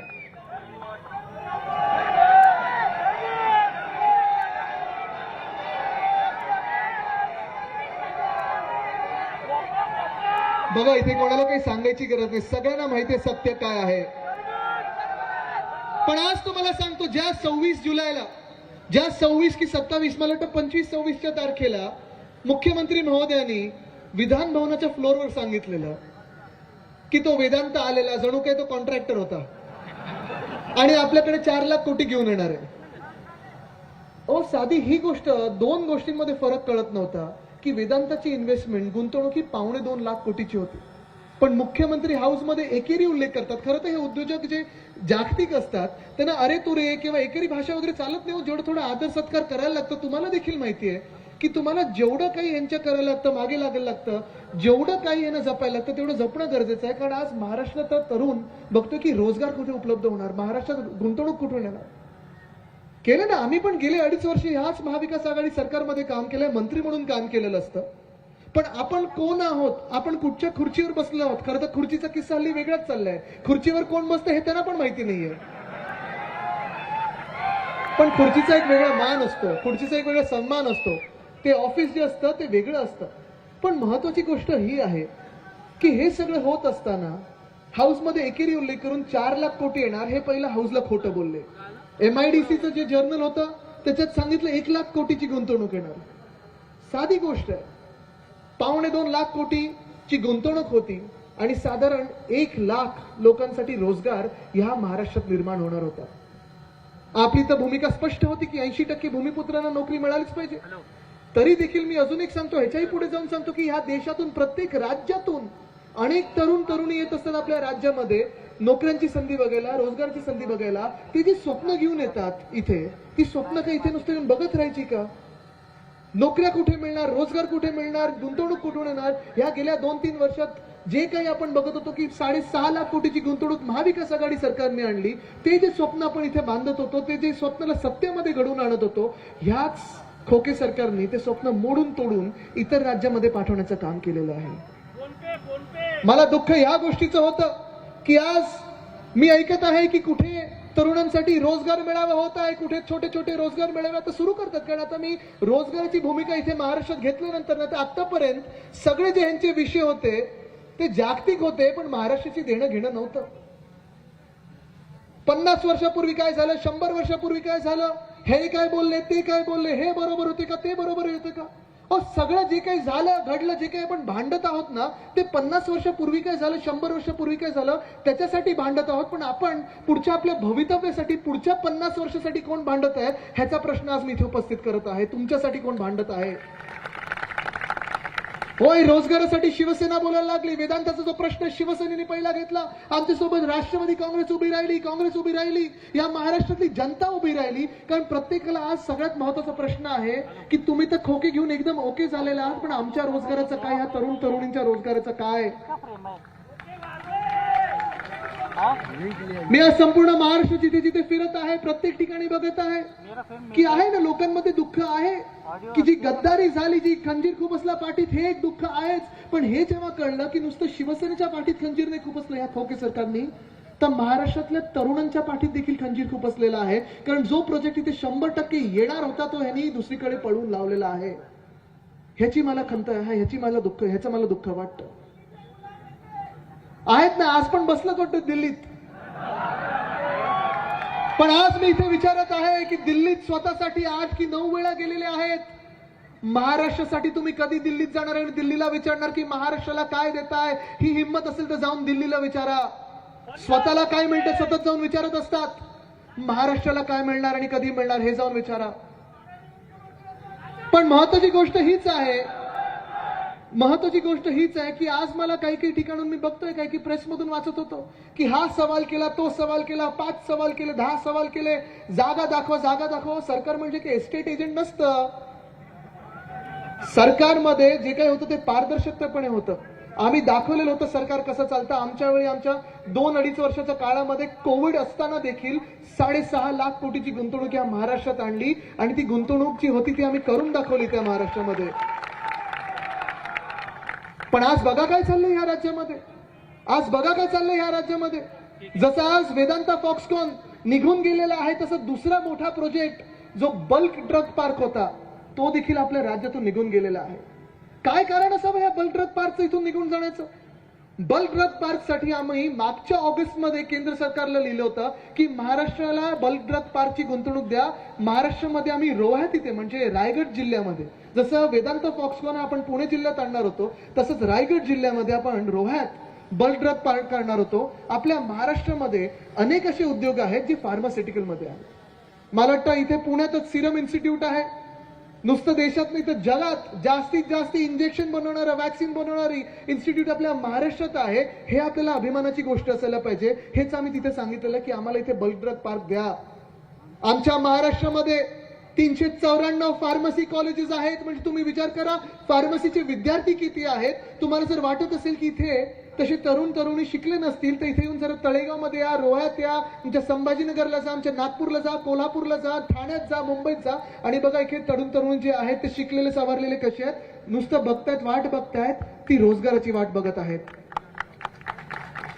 पण महाराष्ट्रामध्ये एवढे फार्मसीचे कॉलेजेस असून महाराष्ट्रामध्ये आपण 2,500 कोटीची सबसिडी देऊन, सवलत देऊन, महाराष्ट्रामध्ये आपण रोह्यात जागा देऊन, वॅक्सिन प्रोड्युसर जास्तीत जास्त असून, एक्सपोर्ट प्रिपेअर्डनेस मध्ये सगळ्यात जास्तीत जास्त असून, बल्क ड्रग पार्क देखील एक गेला गुजरातला, दुसरा गेला आंध्र प्रदेशला, तिसरा गेला हिमाचल प्रदेशला, पण महाराष्ट्रात आलाच नाही. ह्याचं दुःख मला वाटतं. हा बल्क ड्रग पार्क देखील जो होता, जसं वेदांता फॉक्सकॉन मध्ये 1 लाख मुलींना, तरुणींना रोजगार मिळणार होता, तसं या बल्क ड्रग पार्क मध्ये देखील 70 ते 80 हजार मुलींना, तरुणींना नोकऱ्या मिळणार होत्या. पण ह्या नोकऱ्या गेल्यात आता दुसऱ्या राज्यांमध्ये. जसं मी सांगितलं, मला दुसऱ्या राज्यांमध्ये जाण्याचं दुःख नाही, तिथे देखील आलंच पाहिजे. दिलात ना तुम्ही, गुजरातला दिलात ना, आनंदाने द्या. हिमाचल प्रदेशला दिलात ना, आनंदात द्या. आंध्रला दिलात, मिळालंच पाहिजे. पण तसंच मग आमच्या महाराष्ट्राने काय चूक केली होती की महाराष्ट्र ह्या फार्मसी प्रोजेक्टमध्ये सर्वोत्तम असून नंबर 1 वर असून आम्हाला हा प्रोजेक्ट मिळालाच नाही. काय नक्की चूक केली आम्ही. म्हणजे ज्या प्रोजेक्टचा पाठपुरावा आम्ही करत होतो, मुख्यमंत्री महोदय उद्धवसाहेब ठाकरे तत्कालीन त्यावेळी स्वतः करत होते. 2-3दा केंद्र सरकारशी बोलले, पत्र व्यवहार केला आम्ही. हे सगळं पाठपुरावा करत असताना जर आम्ही आमच्या सरकारमध्ये हा प्रोजेक्ट जर 100% आणू शकलो असतो, मग ह्या खोके सरकारने का नाही आणला, हा माझा दुसरा सवाल इथे बनतो. जसं हे 2 महत्वाचे प्रोजेक्ट निघून गेले, तसं परवा मी एक बातमी वाचून दाखवली. आमच्या बँड्रामध्येच म्हणजे वर्सोवा बँड्रा सिलिंग, जिथे मी राहतो तिथून काही ठराविक किलोमीटरवर एक मोठा सिलिंग बनत आहे.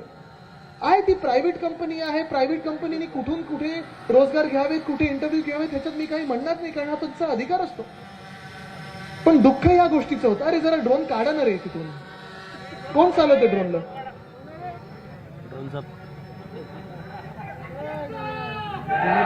जे मी सांगत होतो की वर्सोवा बँड्रा सिलिंग साठी जे रोजगार पाहिजे होते त्याचा क्वालिफिकेशन सोपं होतं.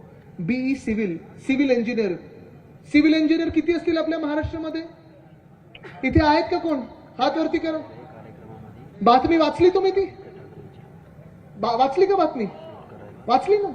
ती बातमी 4 ते 5 वेगळ्या क्वालिफिकेशन साठी होती. सिव्हिल इंजिनियर सगळ्यांना पाहिजे होते, वेगळे. कोण प्रोजेक्ट मॅनेजर असेल, कोण मरीन इंजिनियर असेल.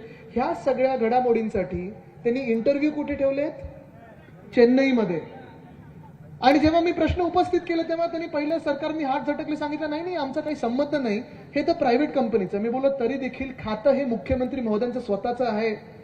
जेव्हा सांगतात भूमिपुत्रांना आम्ही न्याय देऊ, जेव्हा सांगतात हिंदू सम्राट बाळासाहेब ठाकरेंचे विचार आम्ही पुढे घेऊन चाललोय, मग जसं तुम्ही चेन्नईत इंटरव्ह्यू लावलेले आहे तिथे लावा, दिल्लीत लावा, लुधियानात लावा, काश्मीरमध्ये लावा, पण आमच्या महाराष्ट्रात, आमच्या तळेगावमध्ये का नाही, आमच्या पुण्यामध्ये का नाही, आमच्या लोणावळ्यामध्ये का नाही, आमच्या रोह्यात का नाही, संभाजीनगरमध्ये का नाही, मुंबईत का नाही, ठाण्यात का नाही. हा विषय बनतो. पण ह्याच्यावर पुढे जाऊन निर्लज्जपणा जिथे जाणवला मला तो हा होता की त्यांच्या काही काय बोलतात त्याला स्पोक्सपर्सन, त्या लोकांनी सांगितलं आम्हाला उत्तर असं दिलं की महाराष्ट्रात आम्ही 1750 लोकांचे इंटरव्ह्यू घेतले, 1750 लोकांचे. पण त्या प्रवक्त्यांनी अजून एक सांगितलं की 1750 लोकांमध्ये जॉब देण्यासारखा महाराष्ट्रात एकही सापडला नाही. हे शक्य आहे का. ह्याच्यावर विश्वास बनतो तुमचा, बसत आहे विश्वास. मी आज चॅलेंज देतोय चला मुख्यमंत्री महोदयांना की आम्ही तिथे आंदोलन करणार नाही, आम्ही मोर्चा घेऊन जाणार नाही. हिम्मत असेल तर तुम्ही आदेश द्या आणि सांगा त्या कंपनीला की सगळेचे सगळे इंटरव्ह्यू आमच्या महाराष्ट्रातच झाले पाहिजेत. महाराष्ट्राच्या सगळ्या शहरांमध्ये, सगळ्या गावांमध्ये, प्रत्येक जिल्ह्यामध्ये इंटरव्ह्यू घ्या. ठीक आहे, मी हे बोलत नाही की कुठच्या भाषिकाला द्या किंवा कुठच्या प्रांतातला द्या, ज्याला कोणाला चांगलं वाटत असेल त्याला द्या, पण वॉक इन इंटरव्ह्यू आमच्या महाराष्ट्रात जर काम असेल तर इथेच झाले पाहिजे. तामिळनाडूत होणार असेल तर तिथेच झाले पाहिजेत. द्या संधी, सगळ्यांना द्या, जगभरात सगळ्यांना संधी द्या, पण इंटरव्ह्यू जिथे होतात, जिथे काम होतं त्याच राज्यात इंटरव्ह्यू झाले पाहिजेत. पण हे 2 मोठे प्रोजेक्ट हातातून निघून गेले, नोकऱ्यांची संधी निघून जात आहे. पण परवाकडे मला अजून एक धक्का बसला, तो हा होता की अजून एक उत्तर आलंय केंद्र सरकारचं. आमचे जे खासदार महोदय आहेत प्रियंकाताई चतुर्वेदी, त्यांच्याकडे उत्तर आलं आहे. त्यांनी विचारलेलं केंद्र सरकारला की जसं ऑगस्ट 2021 मध्ये आम्ही बल्क ड्रग पार्क रोह्यासाठी मागत होतो, तसंच मेडिसिन डिव्हाइस पार्क म्हणजे आपल्या औषधांसाठी जे काही डिव्हाइस बनतात, जे काही वेगळे वेगळे प्रकार असतात, मग व्हेंटिलेटर पासून सगळं ते बनवायला आम्ही संभाजीनगरमध्ये जागा सांगितलेली. ऑरिक सिटी आहे, बिडकीन आहे, तिथे आम्ही जागा देतो तुम्हाला, तिथे तो आम्हाला प्रस्ताव बनवून द्या. प्रस्ताव गेला आपला ऑक्टोबर 2021 मध्ये. सेम जसा हा होता तसाच्या तसाच होता. बल्क ड्रग पार्क मध्ये जसं 60 ते 70 हजार मुलांना, 70 ते 80 हजार मुलींना रोजगार मिळणार होता, तसाच ह्या मेडिसिन डिव्हाइस पार्क मध्ये देखील तेवढीच आपली गुंतवणूक असते, तेवढ्याच सवलती असतात, तेवढीच जागा आपण देत होतो. आणि 70 ते 80 हजार विद्यार्थ्यांना असेल, तरुणींना असेल, तिथे देखील संभाजीनगरमध्ये आपल्या महाराष्ट्रातच रोजगार उपलब्ध होऊन देणार होता. पण कुठेही केंद्र सरकारकडून आम्हाला काही उत्तरच आलं नाही. वाट पाहतोय. ठीक आहे, केंद्र सरकारला मी विचारलं, कारण आमच्याकडे एक तर या सरकारमध्ये कुठचा मंत्री कोण काय खातं सांभाळते कोणालाच माहिती नाहीये. आमच्याकडे एक आरोग्य मंत्री आहे तिकडचे, खेकडा. त्यांना काय वाटलं, हॅफकिन हा दलाल आहे आणि त्यांनी पहिला आदेश दिला की हॅफकिन कडून औषधं घेणं बंद करा. नशीब कोविड त्यांना खेकडा नाही वाटला, तेव्हा आपले टोपे साहेब होते, तुम्ही त्यांचं काम बघितलेलं आहे. पण हा फरक जाणवत आहे की जेव्हा सुभाष देसाई साहेब उद्योग मंत्री होते तेव्हा त्यांनी 6.5 लाख कोटीची गुंतवणूक फक्त 2 वर्षात आणली, कोविडच्या काळात आणली. आम्ही जेव्हा डॅव्हॉसला गेलो होतो तिथून 80,000 कोटीची गुंतवणूक त्यांनी 3 दिवसात आणली. आणि इथे आत्ताचे जे उद्योग मंत्री आहेत, काय नाव,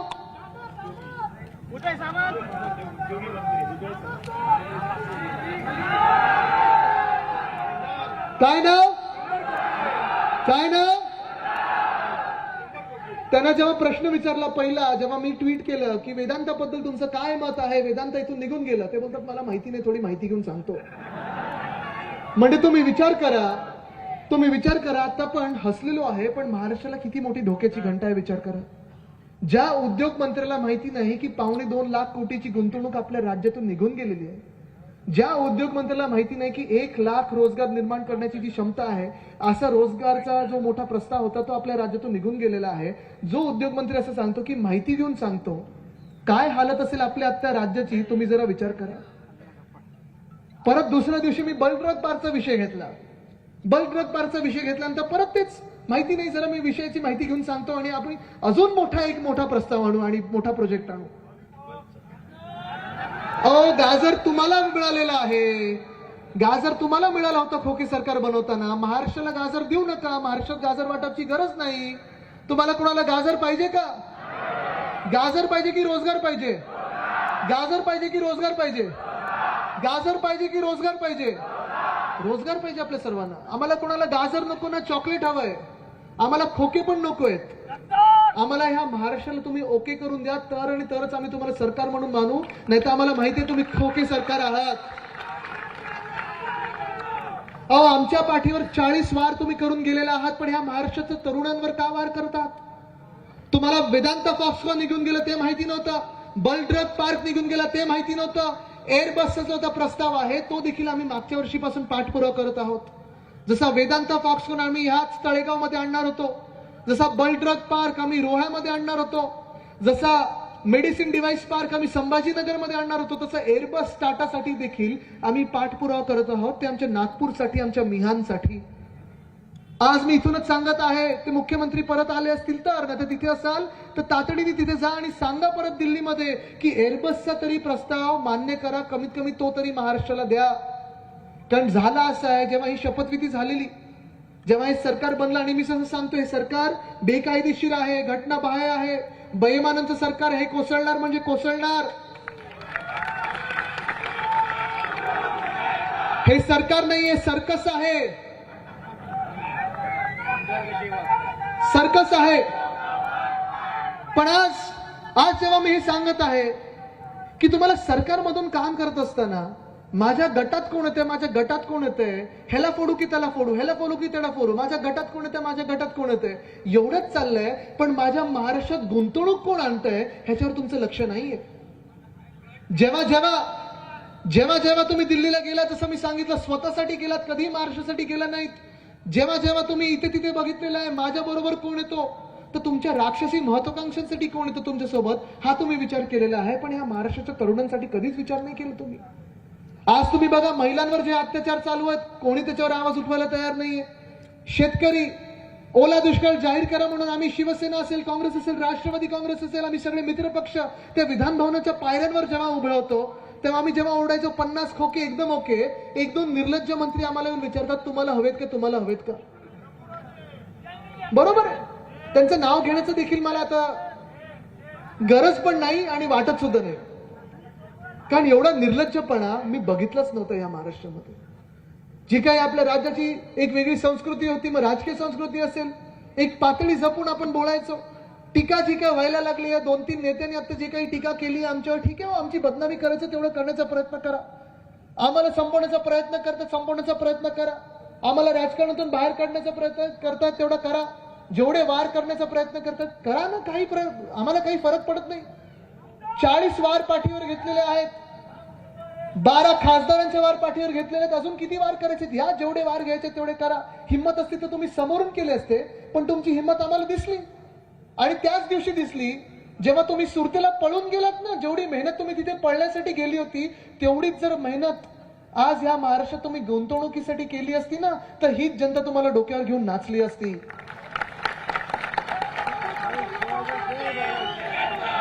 पण आज या महाराष्ट्रामध्ये जे 40 गद्दार आहेत, कसे थैथयाट करत आहेत, कसं एक हैवान माचवलेलं सगळीकडे तुम्ही बघा. कोणीतरी एक गद्दार आमच्या दादरमध्ये, आमच्या मुंबईमध्ये गणपती बाप्पाच्या विसर्जनाची मिरवणूक चालू असताना पिस्तूल काढलं आणि मग जेव्हा पोलीस स्टेशनमध्ये नेलं, पोलिसांवर त्यांनी गोळ्या चालवल्या. 2 शेल त्या पोलीस स्टेशनमध्ये आहेत. हे तुमचं हिंदुत्व का, की जेव्हा आमच्या धर्माच्या मिरवणुकी असतात, आमच्या गणपती बाप्पाच्या मिरवणुकी असतात, काहीतरी दंगा फसाद व्हावा म्हणून तुम्ही त्या गणपती बाप्पाच्या मिरवणुकीमध्ये पिस्तूल चालवणं, हे तुमचं हिंदुत्व आहे? कसं चाललंय हे राज्य? पण त्या आमदारावर काही कारवाई अजून झालेली नाहीये. मी परवाकडे ऐकत होतो, नाशिकमध्ये असेल किंवा कर्जतमध्ये असेल, तिकडचे जे 2-4 गद्दार आमदार आहेत, जातात कुठच्याही इंडस्ट्रीमध्ये जातात, कितीही पैसे मागतात, तलवारी बंदुका घेऊन जातात आणि जे काय पाहिजे त्यांना करत असतात. मुख्यमंत्र्यांना सांगितलं तसं सांगतात, नाही मी त्यांना सांगतो थोडं रिझनेबल राहा आणि पुढे काम चालवा. कोणीतरी जाऊन कुठच्या तरी कॉन्ट्रॅक्टरला मारून येतं, कुठेतरी कोण दमदाटी करत असतं. हे सगळं जे तुम्ही गुंडाराज चालवलेला आहे ना, भाईगिरी चालवली ना, ती बंद करा आणि महाराष्ट्राच्या तरुणांसाठी विचार करायला सुरू करा, तर आणि तरच तुम्हाला ही महाराष्ट्र इथे फिरू देतील. पण हे जे काही राज्य जसं चाललेलं आहे हे काही खरं नाहीये. आज जे काही चित्र या महाराष्ट्रात आहे, जेव्हा मी वेदांताचा विषय घेतला, जेव्हा मी या बल्क ड्रग पार्कचा विषय घेतला, जेव्हा मी एअरबसचा विषय घेतला, त्याच्यानंतर मला बातमीत ऐकू आलं की आता जी MIDC मध्ये स्थगिती दिली होती हजारो कोटीच्या गुंतवणुकीला, ती स्थगिती आता उठवण्याच्या विचारात आहेत. अजून उठवलेली नाही, कुठेही स्पष्टीकरण आलेलं नाही. जे काही स्पष्टीकरण येत आहेत ते ट्विटरवर येत आहेत, व्हॉट्सअप युनिव्हर्सिटीमध्ये येत आहेत, पण कुठेही अधिकृत सरकारकडून स्पष्टीकरण आलेलं नाही. अपेक्षित काय आपल्याला? व्हॉट्सअप अपेक्षित आहे की सरकारने बोलावं की हे बरोबर आणि हे चुकीचं आहे? काय अपेक्षित आहे तुम्हाला? सरकार. पण सरकार नाहीच आहे आपल्याकडे. जे आहे ते खोके सरकार आहे. खोके सरकार एकदम ओके आहे. आणि हेच आज मी तुम्हाला विचारायला आलेलो आहे की आज महाराष्ट्रात जे काही चाललेलं आहे तुम्हाला मान्य आहे का? आज जे काही आपल्या राज्याचं चित्र बनत आहे, राजकीय असेल किंवा औद्योगिक असेल, कुठचाही उद्योग, कुठची बँक, परवा पेटीएमची कोणाची तरी बातमी आली, पण हे सगळं जे काही होतं, कुठची बँक असेल, जे काही असेल, पहिला जर विचार करायचे ते आपल्या महाराष्ट्राचा विचार करायचे. हिंमत बघा किती आज महाराष्ट्रात वाढत चाललेली, आणि मी त्याचं कौतुक करतो, त्या तरुणांचं कौतुक करतो. जेव्हा राज्याचे गृहमंत्री असतील, उपमुख्यमंत्री महोदय असतील, त्यांच्या समोर देखील आंदोलन त्यांनी केलं की आम्हाला रोजगार द्या, आमची नोकर भरती करून घ्या. तुम्ही विचार करा ना की आज महाराष्ट्राचा तरुण एवढा हतबल झालेला आहे की समोर आंदोलन करायला लागतं, लाठी खायला लागते, आणि तरी देखील आपल्याला रोजगार मिळत नाही, नोकऱ्या मिळत नाहीत. हे महाराष्ट्र आज, हा महाराष्ट्र तुम्हाला पटणारा आहे का? जो महाराष्ट्र अभिमानाने एका काळी पुढे चाललेला, मग राज्य कुठच्याही पक्षाचा असो, पण महाराष्ट्रात उद्योग यायचे तर यायचेच. महाराष्ट्रात उद्योग असेल, रोजगार असेल, ज्या महाराष्ट्राला आपण आर्थिक राजधानी समजायचो ह्या देशाची, तो महाराष्ट्र मागे पडत चाललेला आहे. आज रोजगार आपल्याला टाटा बाय बाय करून निघून चाललेले आहेत, आणि आपण नुसतं आज ह्याचा प्रवेश माझ्या गटात झाला आणि त्याचा प्रवेश माझ्या गटात झाला हे चालू आहे. पण कुठेही ह्या महाराष्ट्रामध्ये उद्योग कुठून आले हे आपल्याला कळत नाहीये. उद्योग निघून चालले, आणि ह्या महाराष्ट्राला जर पुढे न्यायचं असेल आपल्याला, तर तुम्हाला सगळ्यांना एकत्र यायला लागेल, ह्या तरुणांना एकत्र यायला लागेल. आहात का तयार?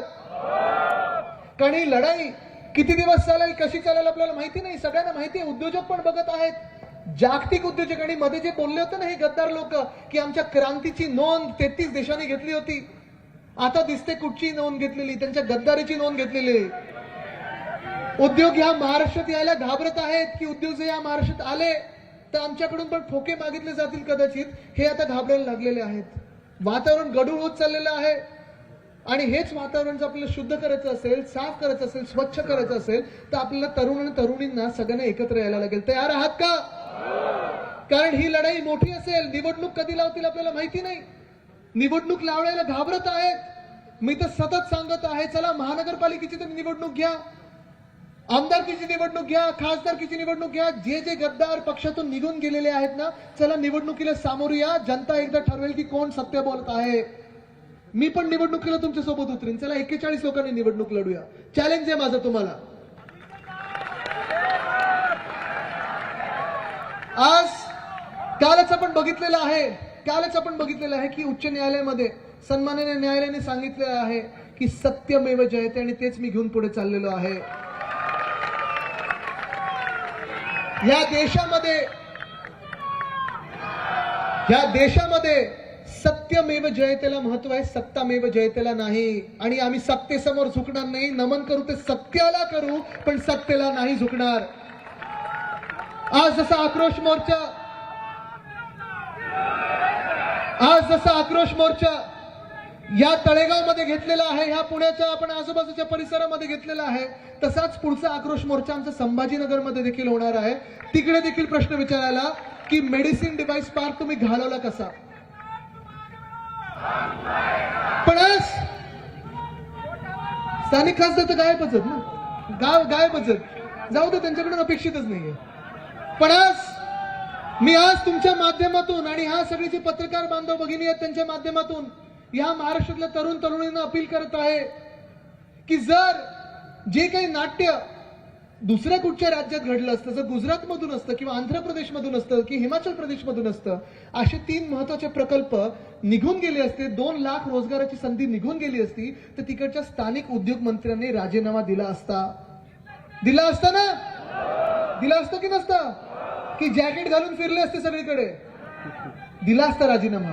आज मी तरुण तरुणींना अपील करत आहे की जिथे जिथे हे खोके सरकार येईल त्यांना नुसतं हात जोडून एवढंच विचारा की माझ्या हक्काचा रोजगार तुम्ही दुसऱ्या राज्यात पाठवला का? एवढं विचारायला उत्तर मिळालं तर मला सांगा. कारण उत्तर देणार नाहीत. खोके सरकार हे राजकारणात व्यस्त आहे, घाणेरड्या राजकारणात व्यस्त आहे.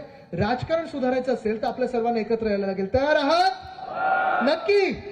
हीच तयारी घेऊन आपल्याला पुढे जायचंय. तरुणांना एकत्र बांधायला लागेल. कारण रोजगार हा आपल्या जीवना मरणाचा प्रश्न आहे. रोजगार हा आपल्या अभिमानाचा प्रश्न आहे. आपण जेवढे शिकत असतो तसाच रोजगार आपल्याला मिळाला पाहिजे आणि तो आपण मिळवून देणार म्हणजे देणार. हीच शपथ घेऊन मी पुढे निघत आहे. धन्यवाद. जय हिंद, जय महाराष्ट्र, वंदे मातरम. तरुणांचा रोजगार पळवणाऱ्या सरकारचं करायचं काय? तर मराठी तरुणांसाठी आदित्य ठाकरे हे यावेळेला मैदानामध्ये उतरल्याचं पाहायला मिळालं. पुढचा आक्रोश मोर्चा हा संभाजीनगरमध्ये काढणार असल्याचं सांगत वेदांतावरून युवा सेना चांगलीच आक्रमक झाल्याचं अगदी मघाशी आपल्याला पाहायला मिळालेलं आहे. खुद्दा या ठिकाणी आदित्य यांनी ठाकरी बाण पुन्हा एकदा चालवलेले आहेत. आतापर्यंत घेण्यात आलेला निर्णय असेल, फॉक्सकॉनचा प्रकल्प असेल, दावस असेल, अशा एक नव्हे तर अनेक मुद्द्यांवरती यावेळेला आदित्य चांगलेच आक्रमक असल्याचं दिसून आलं.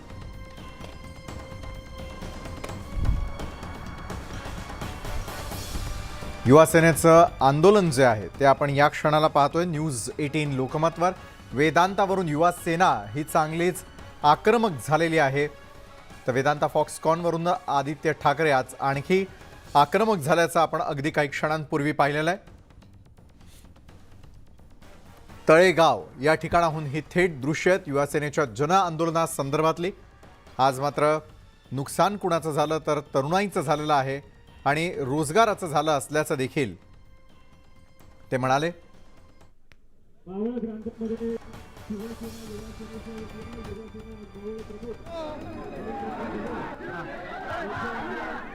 तुम्ही खोके घेऊन ओके झालेला आहात, पण रोजगाराचं काय, असा थेट सवाल आदित्य यांनी पुन्हा एकदा शिंदे सरकारला विचारलेला आहे. तर नेमका आदित्य ठाकरे काय म्हणाले पाहूयात. आज ह्या तळेगावमध्ये येत असताना मी थोडा विचार करत होतो, आठवण करत होतो आणि माझ्या मनात हेच दुःख होतं, थोडी खतखत ह्याच गोष्टीची होती की आज जसं आपण इथे सगळे जमलो आहोत, हा युवा आक्रोश मोर्चा जो आहे, जर हे आपलं महाविकास आघाडीचं सरकार असतं तर तो वेदांता फॉक्सकॉनचा प्रोजेक्ट आपण आणला असता, म्हणजे आणला असताच आणि आज इथे जल्लोष मोर्चा झाला असता. की देशाला जर आपल्याला पुढे न्यायचं असेल, संपूर्ण देशाचं जर प्रगती बघायची असेल तर महाराष्ट्रात काय सगळ्या राज्यांमध्ये आपल्यासारखी जी राज्य असतील, ज्यांना ज्यांना रोजगार पाहिजे, आपल्यासारखी जेवढी राज्य असतील या देशात, ज्यांना रोजगाराची संधी खेचून आणायची, त्यांचा देखील तो अधिकार बनतो की त्यांनी देखील केंद्र सरकारकडे असेल किंवा ह्या प्रायव्हेट कंपन्यांकडे असेल पाठपुरावा करून ही कंपन्या किंवा हे केंद्र सरकारचे जे मोठे प्रोजेक्ट असतात आपापल्या राज्यांमध्ये कसे खेचू शकतात, हा त्यांचा अधिकार आहे. आणि हे आपण करणं गरजेचं आहे, कारण देशातला प्रत्येक कानाकोपरा जेव्हा जिथे रोजगाराची संधी उपलब्ध होईल तेव्हाच आणि तेव्हाच आपण देशाला पुढे नेऊ शकू, ह्या विचारांनी आपण सगळे काम करत असतो. की जो प्रोजेक्ट 100% ठरलेला की हा महाराष्ट्रात येणारच, जो प्रोजेक्ट 100% ठरलेला ह्या तळेगावमध्येच येणार, जो प्रोजेक्ट 100% ठरलेला की इथून बाजूलाच येणार, मग तो प्रोजेक्ट सरकार बदलल्यानंतर बरोबर तुम्ही पळवला कसा? म्हणजे तुम्ही ज्या राज्यात आमचे 40 आमदार पळवून नेलेत, ते आमदार आता गुजरात मधून गुवाहाटी, गुवाहाटी मधून सुरत, सुरत मधून नाही सुरत गुवाहाटी, तिथून गोवा, तिथून महाराष्ट्रात आणले. तसा हा वेदांता फॉक्सकॉनचा तुम्ही प्रोजेक्ट आहे, आता गुजरात मधून गुवाहाटीला पाठवणार आहात का? तिथून मग गोव्यात आणणार आहात का? आणि मग परत महाराष्ट्रात आणणार आहात का? पुण्यामध्ये काल PFI कडून जिल्हाधिकाऱ्यांच्या कार्यालयाबाहेर जोरदार आंदोलन करण्यात आलं आणि या आंदोलनावेळी पाकिस्तान जिंदाबाद आणि नाराए तकबीर अल्लाहू अकबर अशा घोषणा देण्यात आल्याचा व्हिडिओ मोठ्या प्रमाणामध्ये व्हायरल होतोय.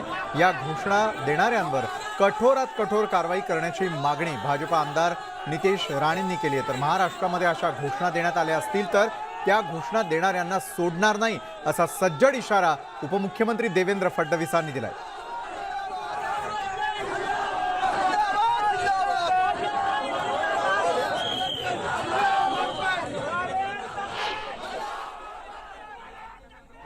पाकिस्तान जिंदाबादची घोषणा महाराष्ट्रामध्ये आणि भारतामध्ये कोणी जर देणार असेल तर त्याला सोडणार नाही, त्याच्यावर कारवाई करू, कुठे असेल तिथनं शोधून काढून त्यांच्यावर कारवाई करू. हे लोक कदाचित विसरले असतील की महाराष्ट्रामध्ये आता हिंदुत्ववादी सरकार आहे. देशाच्या विरुद्ध कोणीही अशा पद्धतीचे नारे देत असतील तर अशा पद्धतीच्या देशद्रोहांना शिक्षा झालीच पाहिजे, हे पोलीस खात्याने लक्षात ठेवावं. ह्या लोकांना तात्काळ अटक करून कडक शिक्षा द्यावी अशी मागणी मी पोलीस खात्याकडे करतो. भाजप मुंबई अध्यक्ष आशिष शेलार यांनी PFI वर निशाणा साधलेला आहे. PFI वर ते होणारी कारवाई योग्य असल्याचं आशिष शेलार यांनी म्हटलं. तसंच पुण्यामध्ये पाकिस्तान जिंदाबादच्या घोषणा देण्यात आलेल्या आहेत. यावरूनही आशिष शेलार आक्रमक झालेले आहेत. घोषणा देणाऱ्यांना ठेचून काढलं पाहिजे असंही आशिष शेलार यांनी म्हटलंय.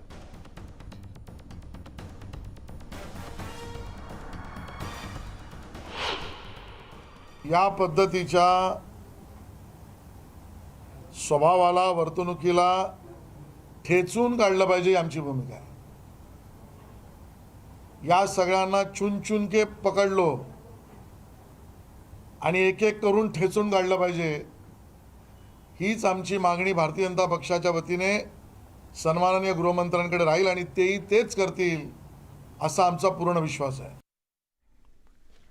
पुण्यामध्ये पाकिस्तान जिंदाबादचे नारे आणि घोषणा देणाऱ्यांवर कारवाई करणार आहे असं मुख्यमंत्री शिंदे म्हणालेले आहेत. अशा घोषणा सहन केल्या जाणार नसल्याचा देखील इशारा मुख्यमंत्री एकनाथ शिंदेंनी दिलाय. तर त्यांनी केलेल्या ट्विटमध्ये नेमकं काय म्हटलंय पाहूयात. पुण्यामध्ये ज्या समाजकंटकांनी पाकिस्तान जिंदाबादचे नारे दिले त्या प्रवृत्तीचा करावा तेवढा निषेध कमीच आहे. पोलीस यंत्रणा त्यांच्या विरोधात योग्य ती कारवाई करेलच, पण शिवरायांच्या भूमीमध्ये असले नारे अजिबात सहन केले जाणार नाहीत असं त्यांनी म्हटलंय. PFIच्या निशाण्यावरती पंतप्रधान नरेंद्र मोदींचा पाटणा दौरा होता अशी धक्कादायक माहिती समोर आलेली आहे. भाजपचे खासदार मनोज तिवारी यांनी PFIवरती निशाणा साधताना पंतप्रधान मोदी जेव्हा पाटणा इथे आलेले होते तेव्हा PFIनं कट रचलेला होता असा गंभीर आरोप केलेला आहे. मोदींच्या या दौऱ्यादरम्यान मी त्यांच्या बरोबर त्यावेळी स्टेजवर होतो आणि स्टेज सोडून इतर 5 ठिकाणी स्फोट झालेले होते. याबाबत तपास यंत्रणांकडून तपास सुरू आहे.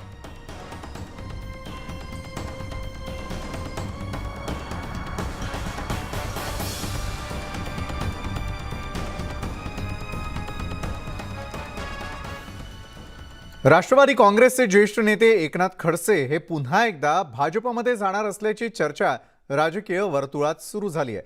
दिल्लीमध्ये खडसे आणि केंद्रीय गृहमंत्री अमित शहा यांच्यात भेट झाल्याचं बोललं जात आहे आणि त्यामुळेच खडसेंच्या घर वापसीच्या चर्चेला उधाण आलेलं आहे.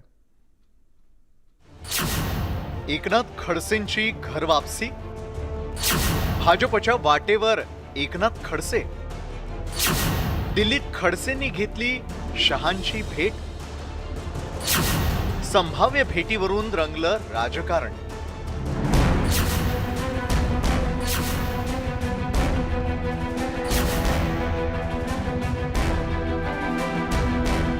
राष्ट्रवादी काँग्रेसचे नेते एकनाथ खडसे भाजपच्या वाटेवर असल्याची राजकीय वर्तुळात चर्चा सुरू झाली आहे. त्याला कारणीभूत ठरला एकनाथ खडसे यांचा दिल्ली दौरा. खडसे यांनी दिल्लीत केंद्रीय गृहमंत्री अमित शहा यांची भेट घेतल्याचं बोललं जात आहे. या भेटी दरम्यान खडसे यांच्या स्नुषा आणि भाजप खासदार रक्षा खडसे सोबत असल्याचं बोललं जात आहे. या भेटीमुळेच एकनाथ खडसे पुन्हा भाजपत जाणार असल्याच्या चर्चेला उधाण आलंय. मात्र खडसे शहा भेटीचा रक्षा खडसेंनी इन्कार केलाय.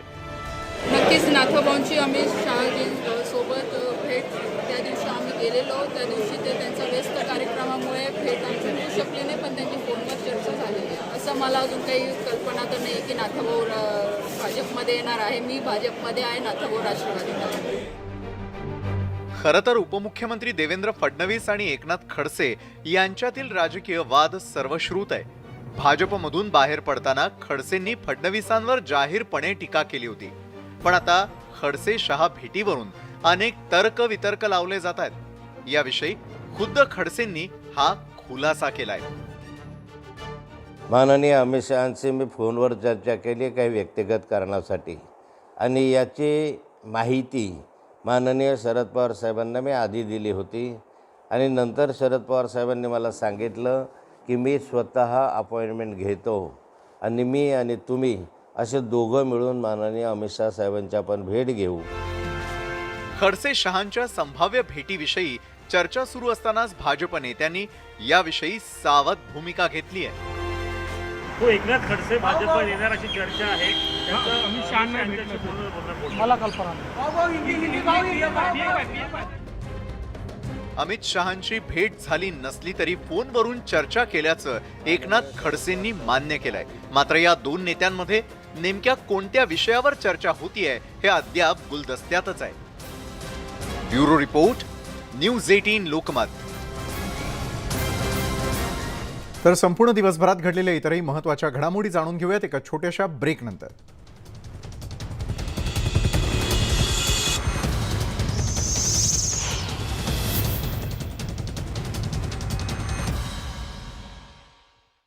पाहिल्यानं जिल्ह्यात चर्चांना उधाण आलं.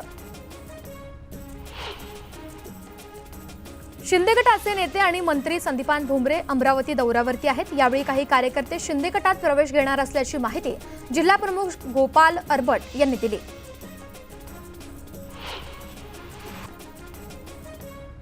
बारामती लोकसभा मतदारसंघाच्या 3 दिवसाच्या दौऱ्यावरती केंद्रीय अर्थमंत्री निर्मला सीतारमण आहेत. त्यांच्या या दौऱ्यादरम्यान हर्षवर्धन पाटील यांनी बाईक रॅली काढून शक्ती प्रदर्शन केलं.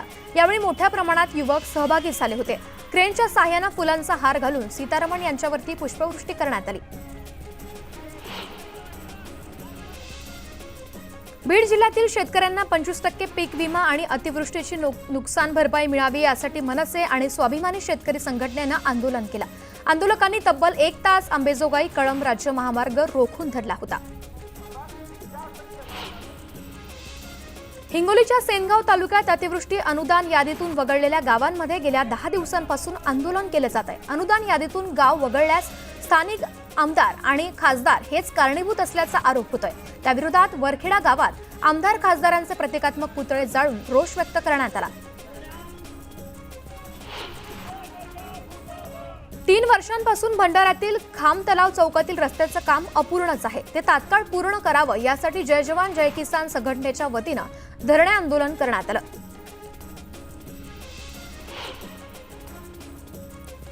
चंद्रपूर जिल्ह्यातील राजुरा गोवरी मार्ग ओव्हरलोड वाहतुकीमुळे पूर्णपणे उखडला गेलाय. या मार्गावरती पायी चालणं नागरिकांना कठीण झालंय. यामुळे रुग्णांचे, शाळकरी विद्यार्थ्यांचे, शेतकऱ्यांचे हाल होत आहेत. या रस्त्याच्या दुरवस्थेविरोधात नागरिकांनी चक्काजाम आंदोलन केलं. पोकलेन मशीन आडवी करून रस्ता रोखण्यात आला. यामुळे या मार्गावर वाहनांच्या लांबच लांब रांगा लागल्याचं पाहायला मिळालं.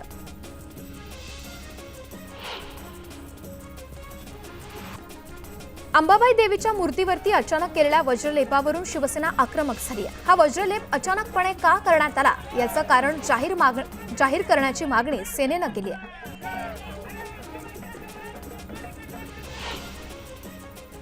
औरंगाबादमध्ये महाविकास आघाडी निदर्शनं करण्यात येत आहेत. काँग्रेस, राष्ट्रवादी आणि शिवसेनेचे नेते इथं उपस्थित आहेत. शेतकऱ्यांना मदत देण्याच्या मुद्द्यावरती विरोधक आंदोलन करतायत. विरोधी पक्षनेते अंबादास दानवे सुद्धा या ठिकाणी हजर होते. वेदांता फॉक्सकॉन प्रकल्प गुजरातला वळवल्याच्या निषेधार्थ बदलापुरात राष्ट्रवादी काँग्रेस पक्षानं निदर्शनं केली आहेत. यावेळी शिंदे फडणवीस सरकार विरोधात जोरदार घोषणाबाजी करण्यात आली.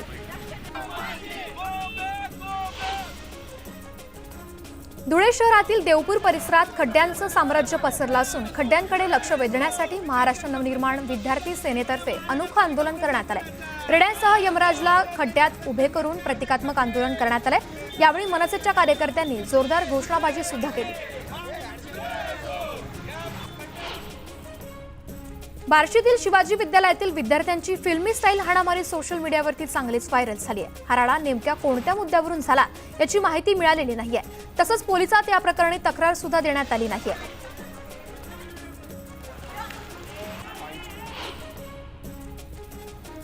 भिवंडीतील एसटी डेपोची दुरवस्था झाली आहे. डेपोमध्ये मोठमोठे खड्डे पडले असून यात पावसाचं पाणी साचून तळ्याचं स्वरूप प्राप्त झालं. यामुळे प्रवाशांचे मात्र प्रचंड हाल होत आहेत.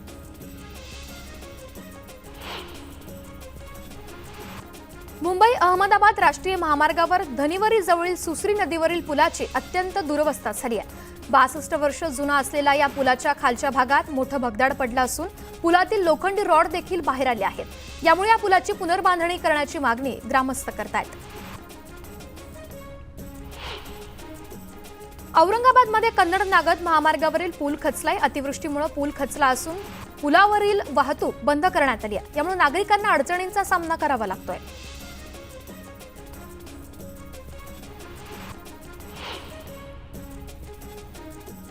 आंबिलोड्यात पाईपलाईन फुटल्यामुळे लाखो लिटर पाणी वाया गेल्याची घटना घडली आहे. 24 तास उलटून सुद्धा महानगरपालिका कर्मचाऱ्यांचं याकडे दुर्लक्ष होत असल्यानं मोठ्या प्रमाणात पाण्याची नासाडी झाली.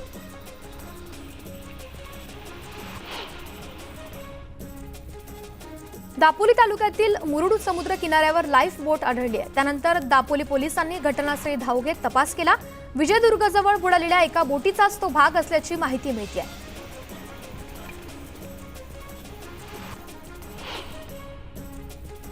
महाराष्ट्रात पुढील काही दिवस मान्सूनच्या पावसात खंड पडणार असल्याची माहिती हवामान शास्त्रज्ञांनी दिली आहे. आठवडाभर पावसाचा जोर कमीच राहणार आहे.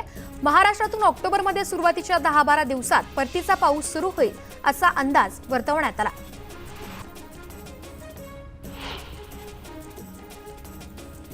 धुळे जिल्ह्यात दमदार पावसामुळे लघु आणि मध्यम प्रकल्प 100% भरलेत. सततच्या पावसामुळे पाझरा, जामखेडी, मालनगाव प्रकल्पासह लाटीपाडा धरण 100% भरलंय. यामुळे लहान मोठे नाले, बंधारे ओसंडून वाहू लागले असून पिण्याच्या पाण्याचा प्रश्न सुटलाय.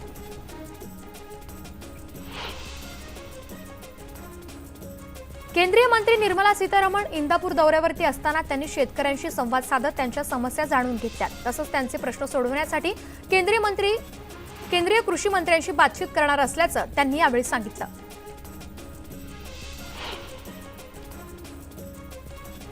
बैलपोळा सणावर यंदा लंपीचं सावट आहे. त्यामुळे मावळ तहसील कार्यालयाकडून हा सण साजरा करण्यास शेतकऱ्यांना मज्जाव करण्यात आलाय. जनावरांना लंपी आजाराचा संसर्ग होऊ नये यासाठी हा निर्णय घेण्यात आला आहे. या आदेशाचं शेतकऱ्यांनी स्वागत केलं.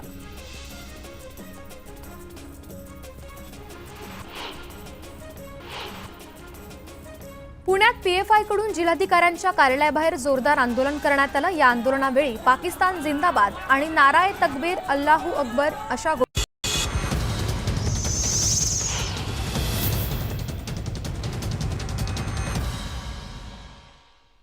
ब्रेकनंतर आपण पाहताय महाराष्ट्राची खबर बात. राज्याचे आरोग्य मंत्री तानाजी सावंत यांनी शिवसेना पक्षप्रमुख उद्धव ठाकरेंवर जोरदार हल्लाबोल केला. मुख्यमंत्री पदासाठी विकास, हिंदुत्व, शिवसेना आणि शिवसैनिकांना वाऱ्यावर सोडल्याची टीका तानाजी सावंत यांनी केली आहे. बाळासाहेबांची विचारधारा सोडून दिली याची लाज वाटली पाहिजे असा हल्लाबोलही तानाजी सावंत यांनी केलाय. गद्दार कोण? ज्या पोरानं, मी पोरग म्हणतो, आमचं तरी सोडा. अरे तुम्ही ज्या बापाला तुम्हाला जन्माला घातलं त्याची विचारधारा तुम्ही सोडून दिली, तुम्हाला लाज वाटायला पाहिजे.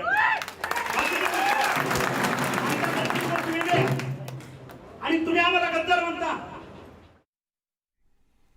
तर महाराष्ट्राची खबर बात मध्ये आता वेळ झाली. इथं थांबण्याची ताज्या बातम्यांसाठी पाहायला विसरू नका न्यूज 18 लोकमत.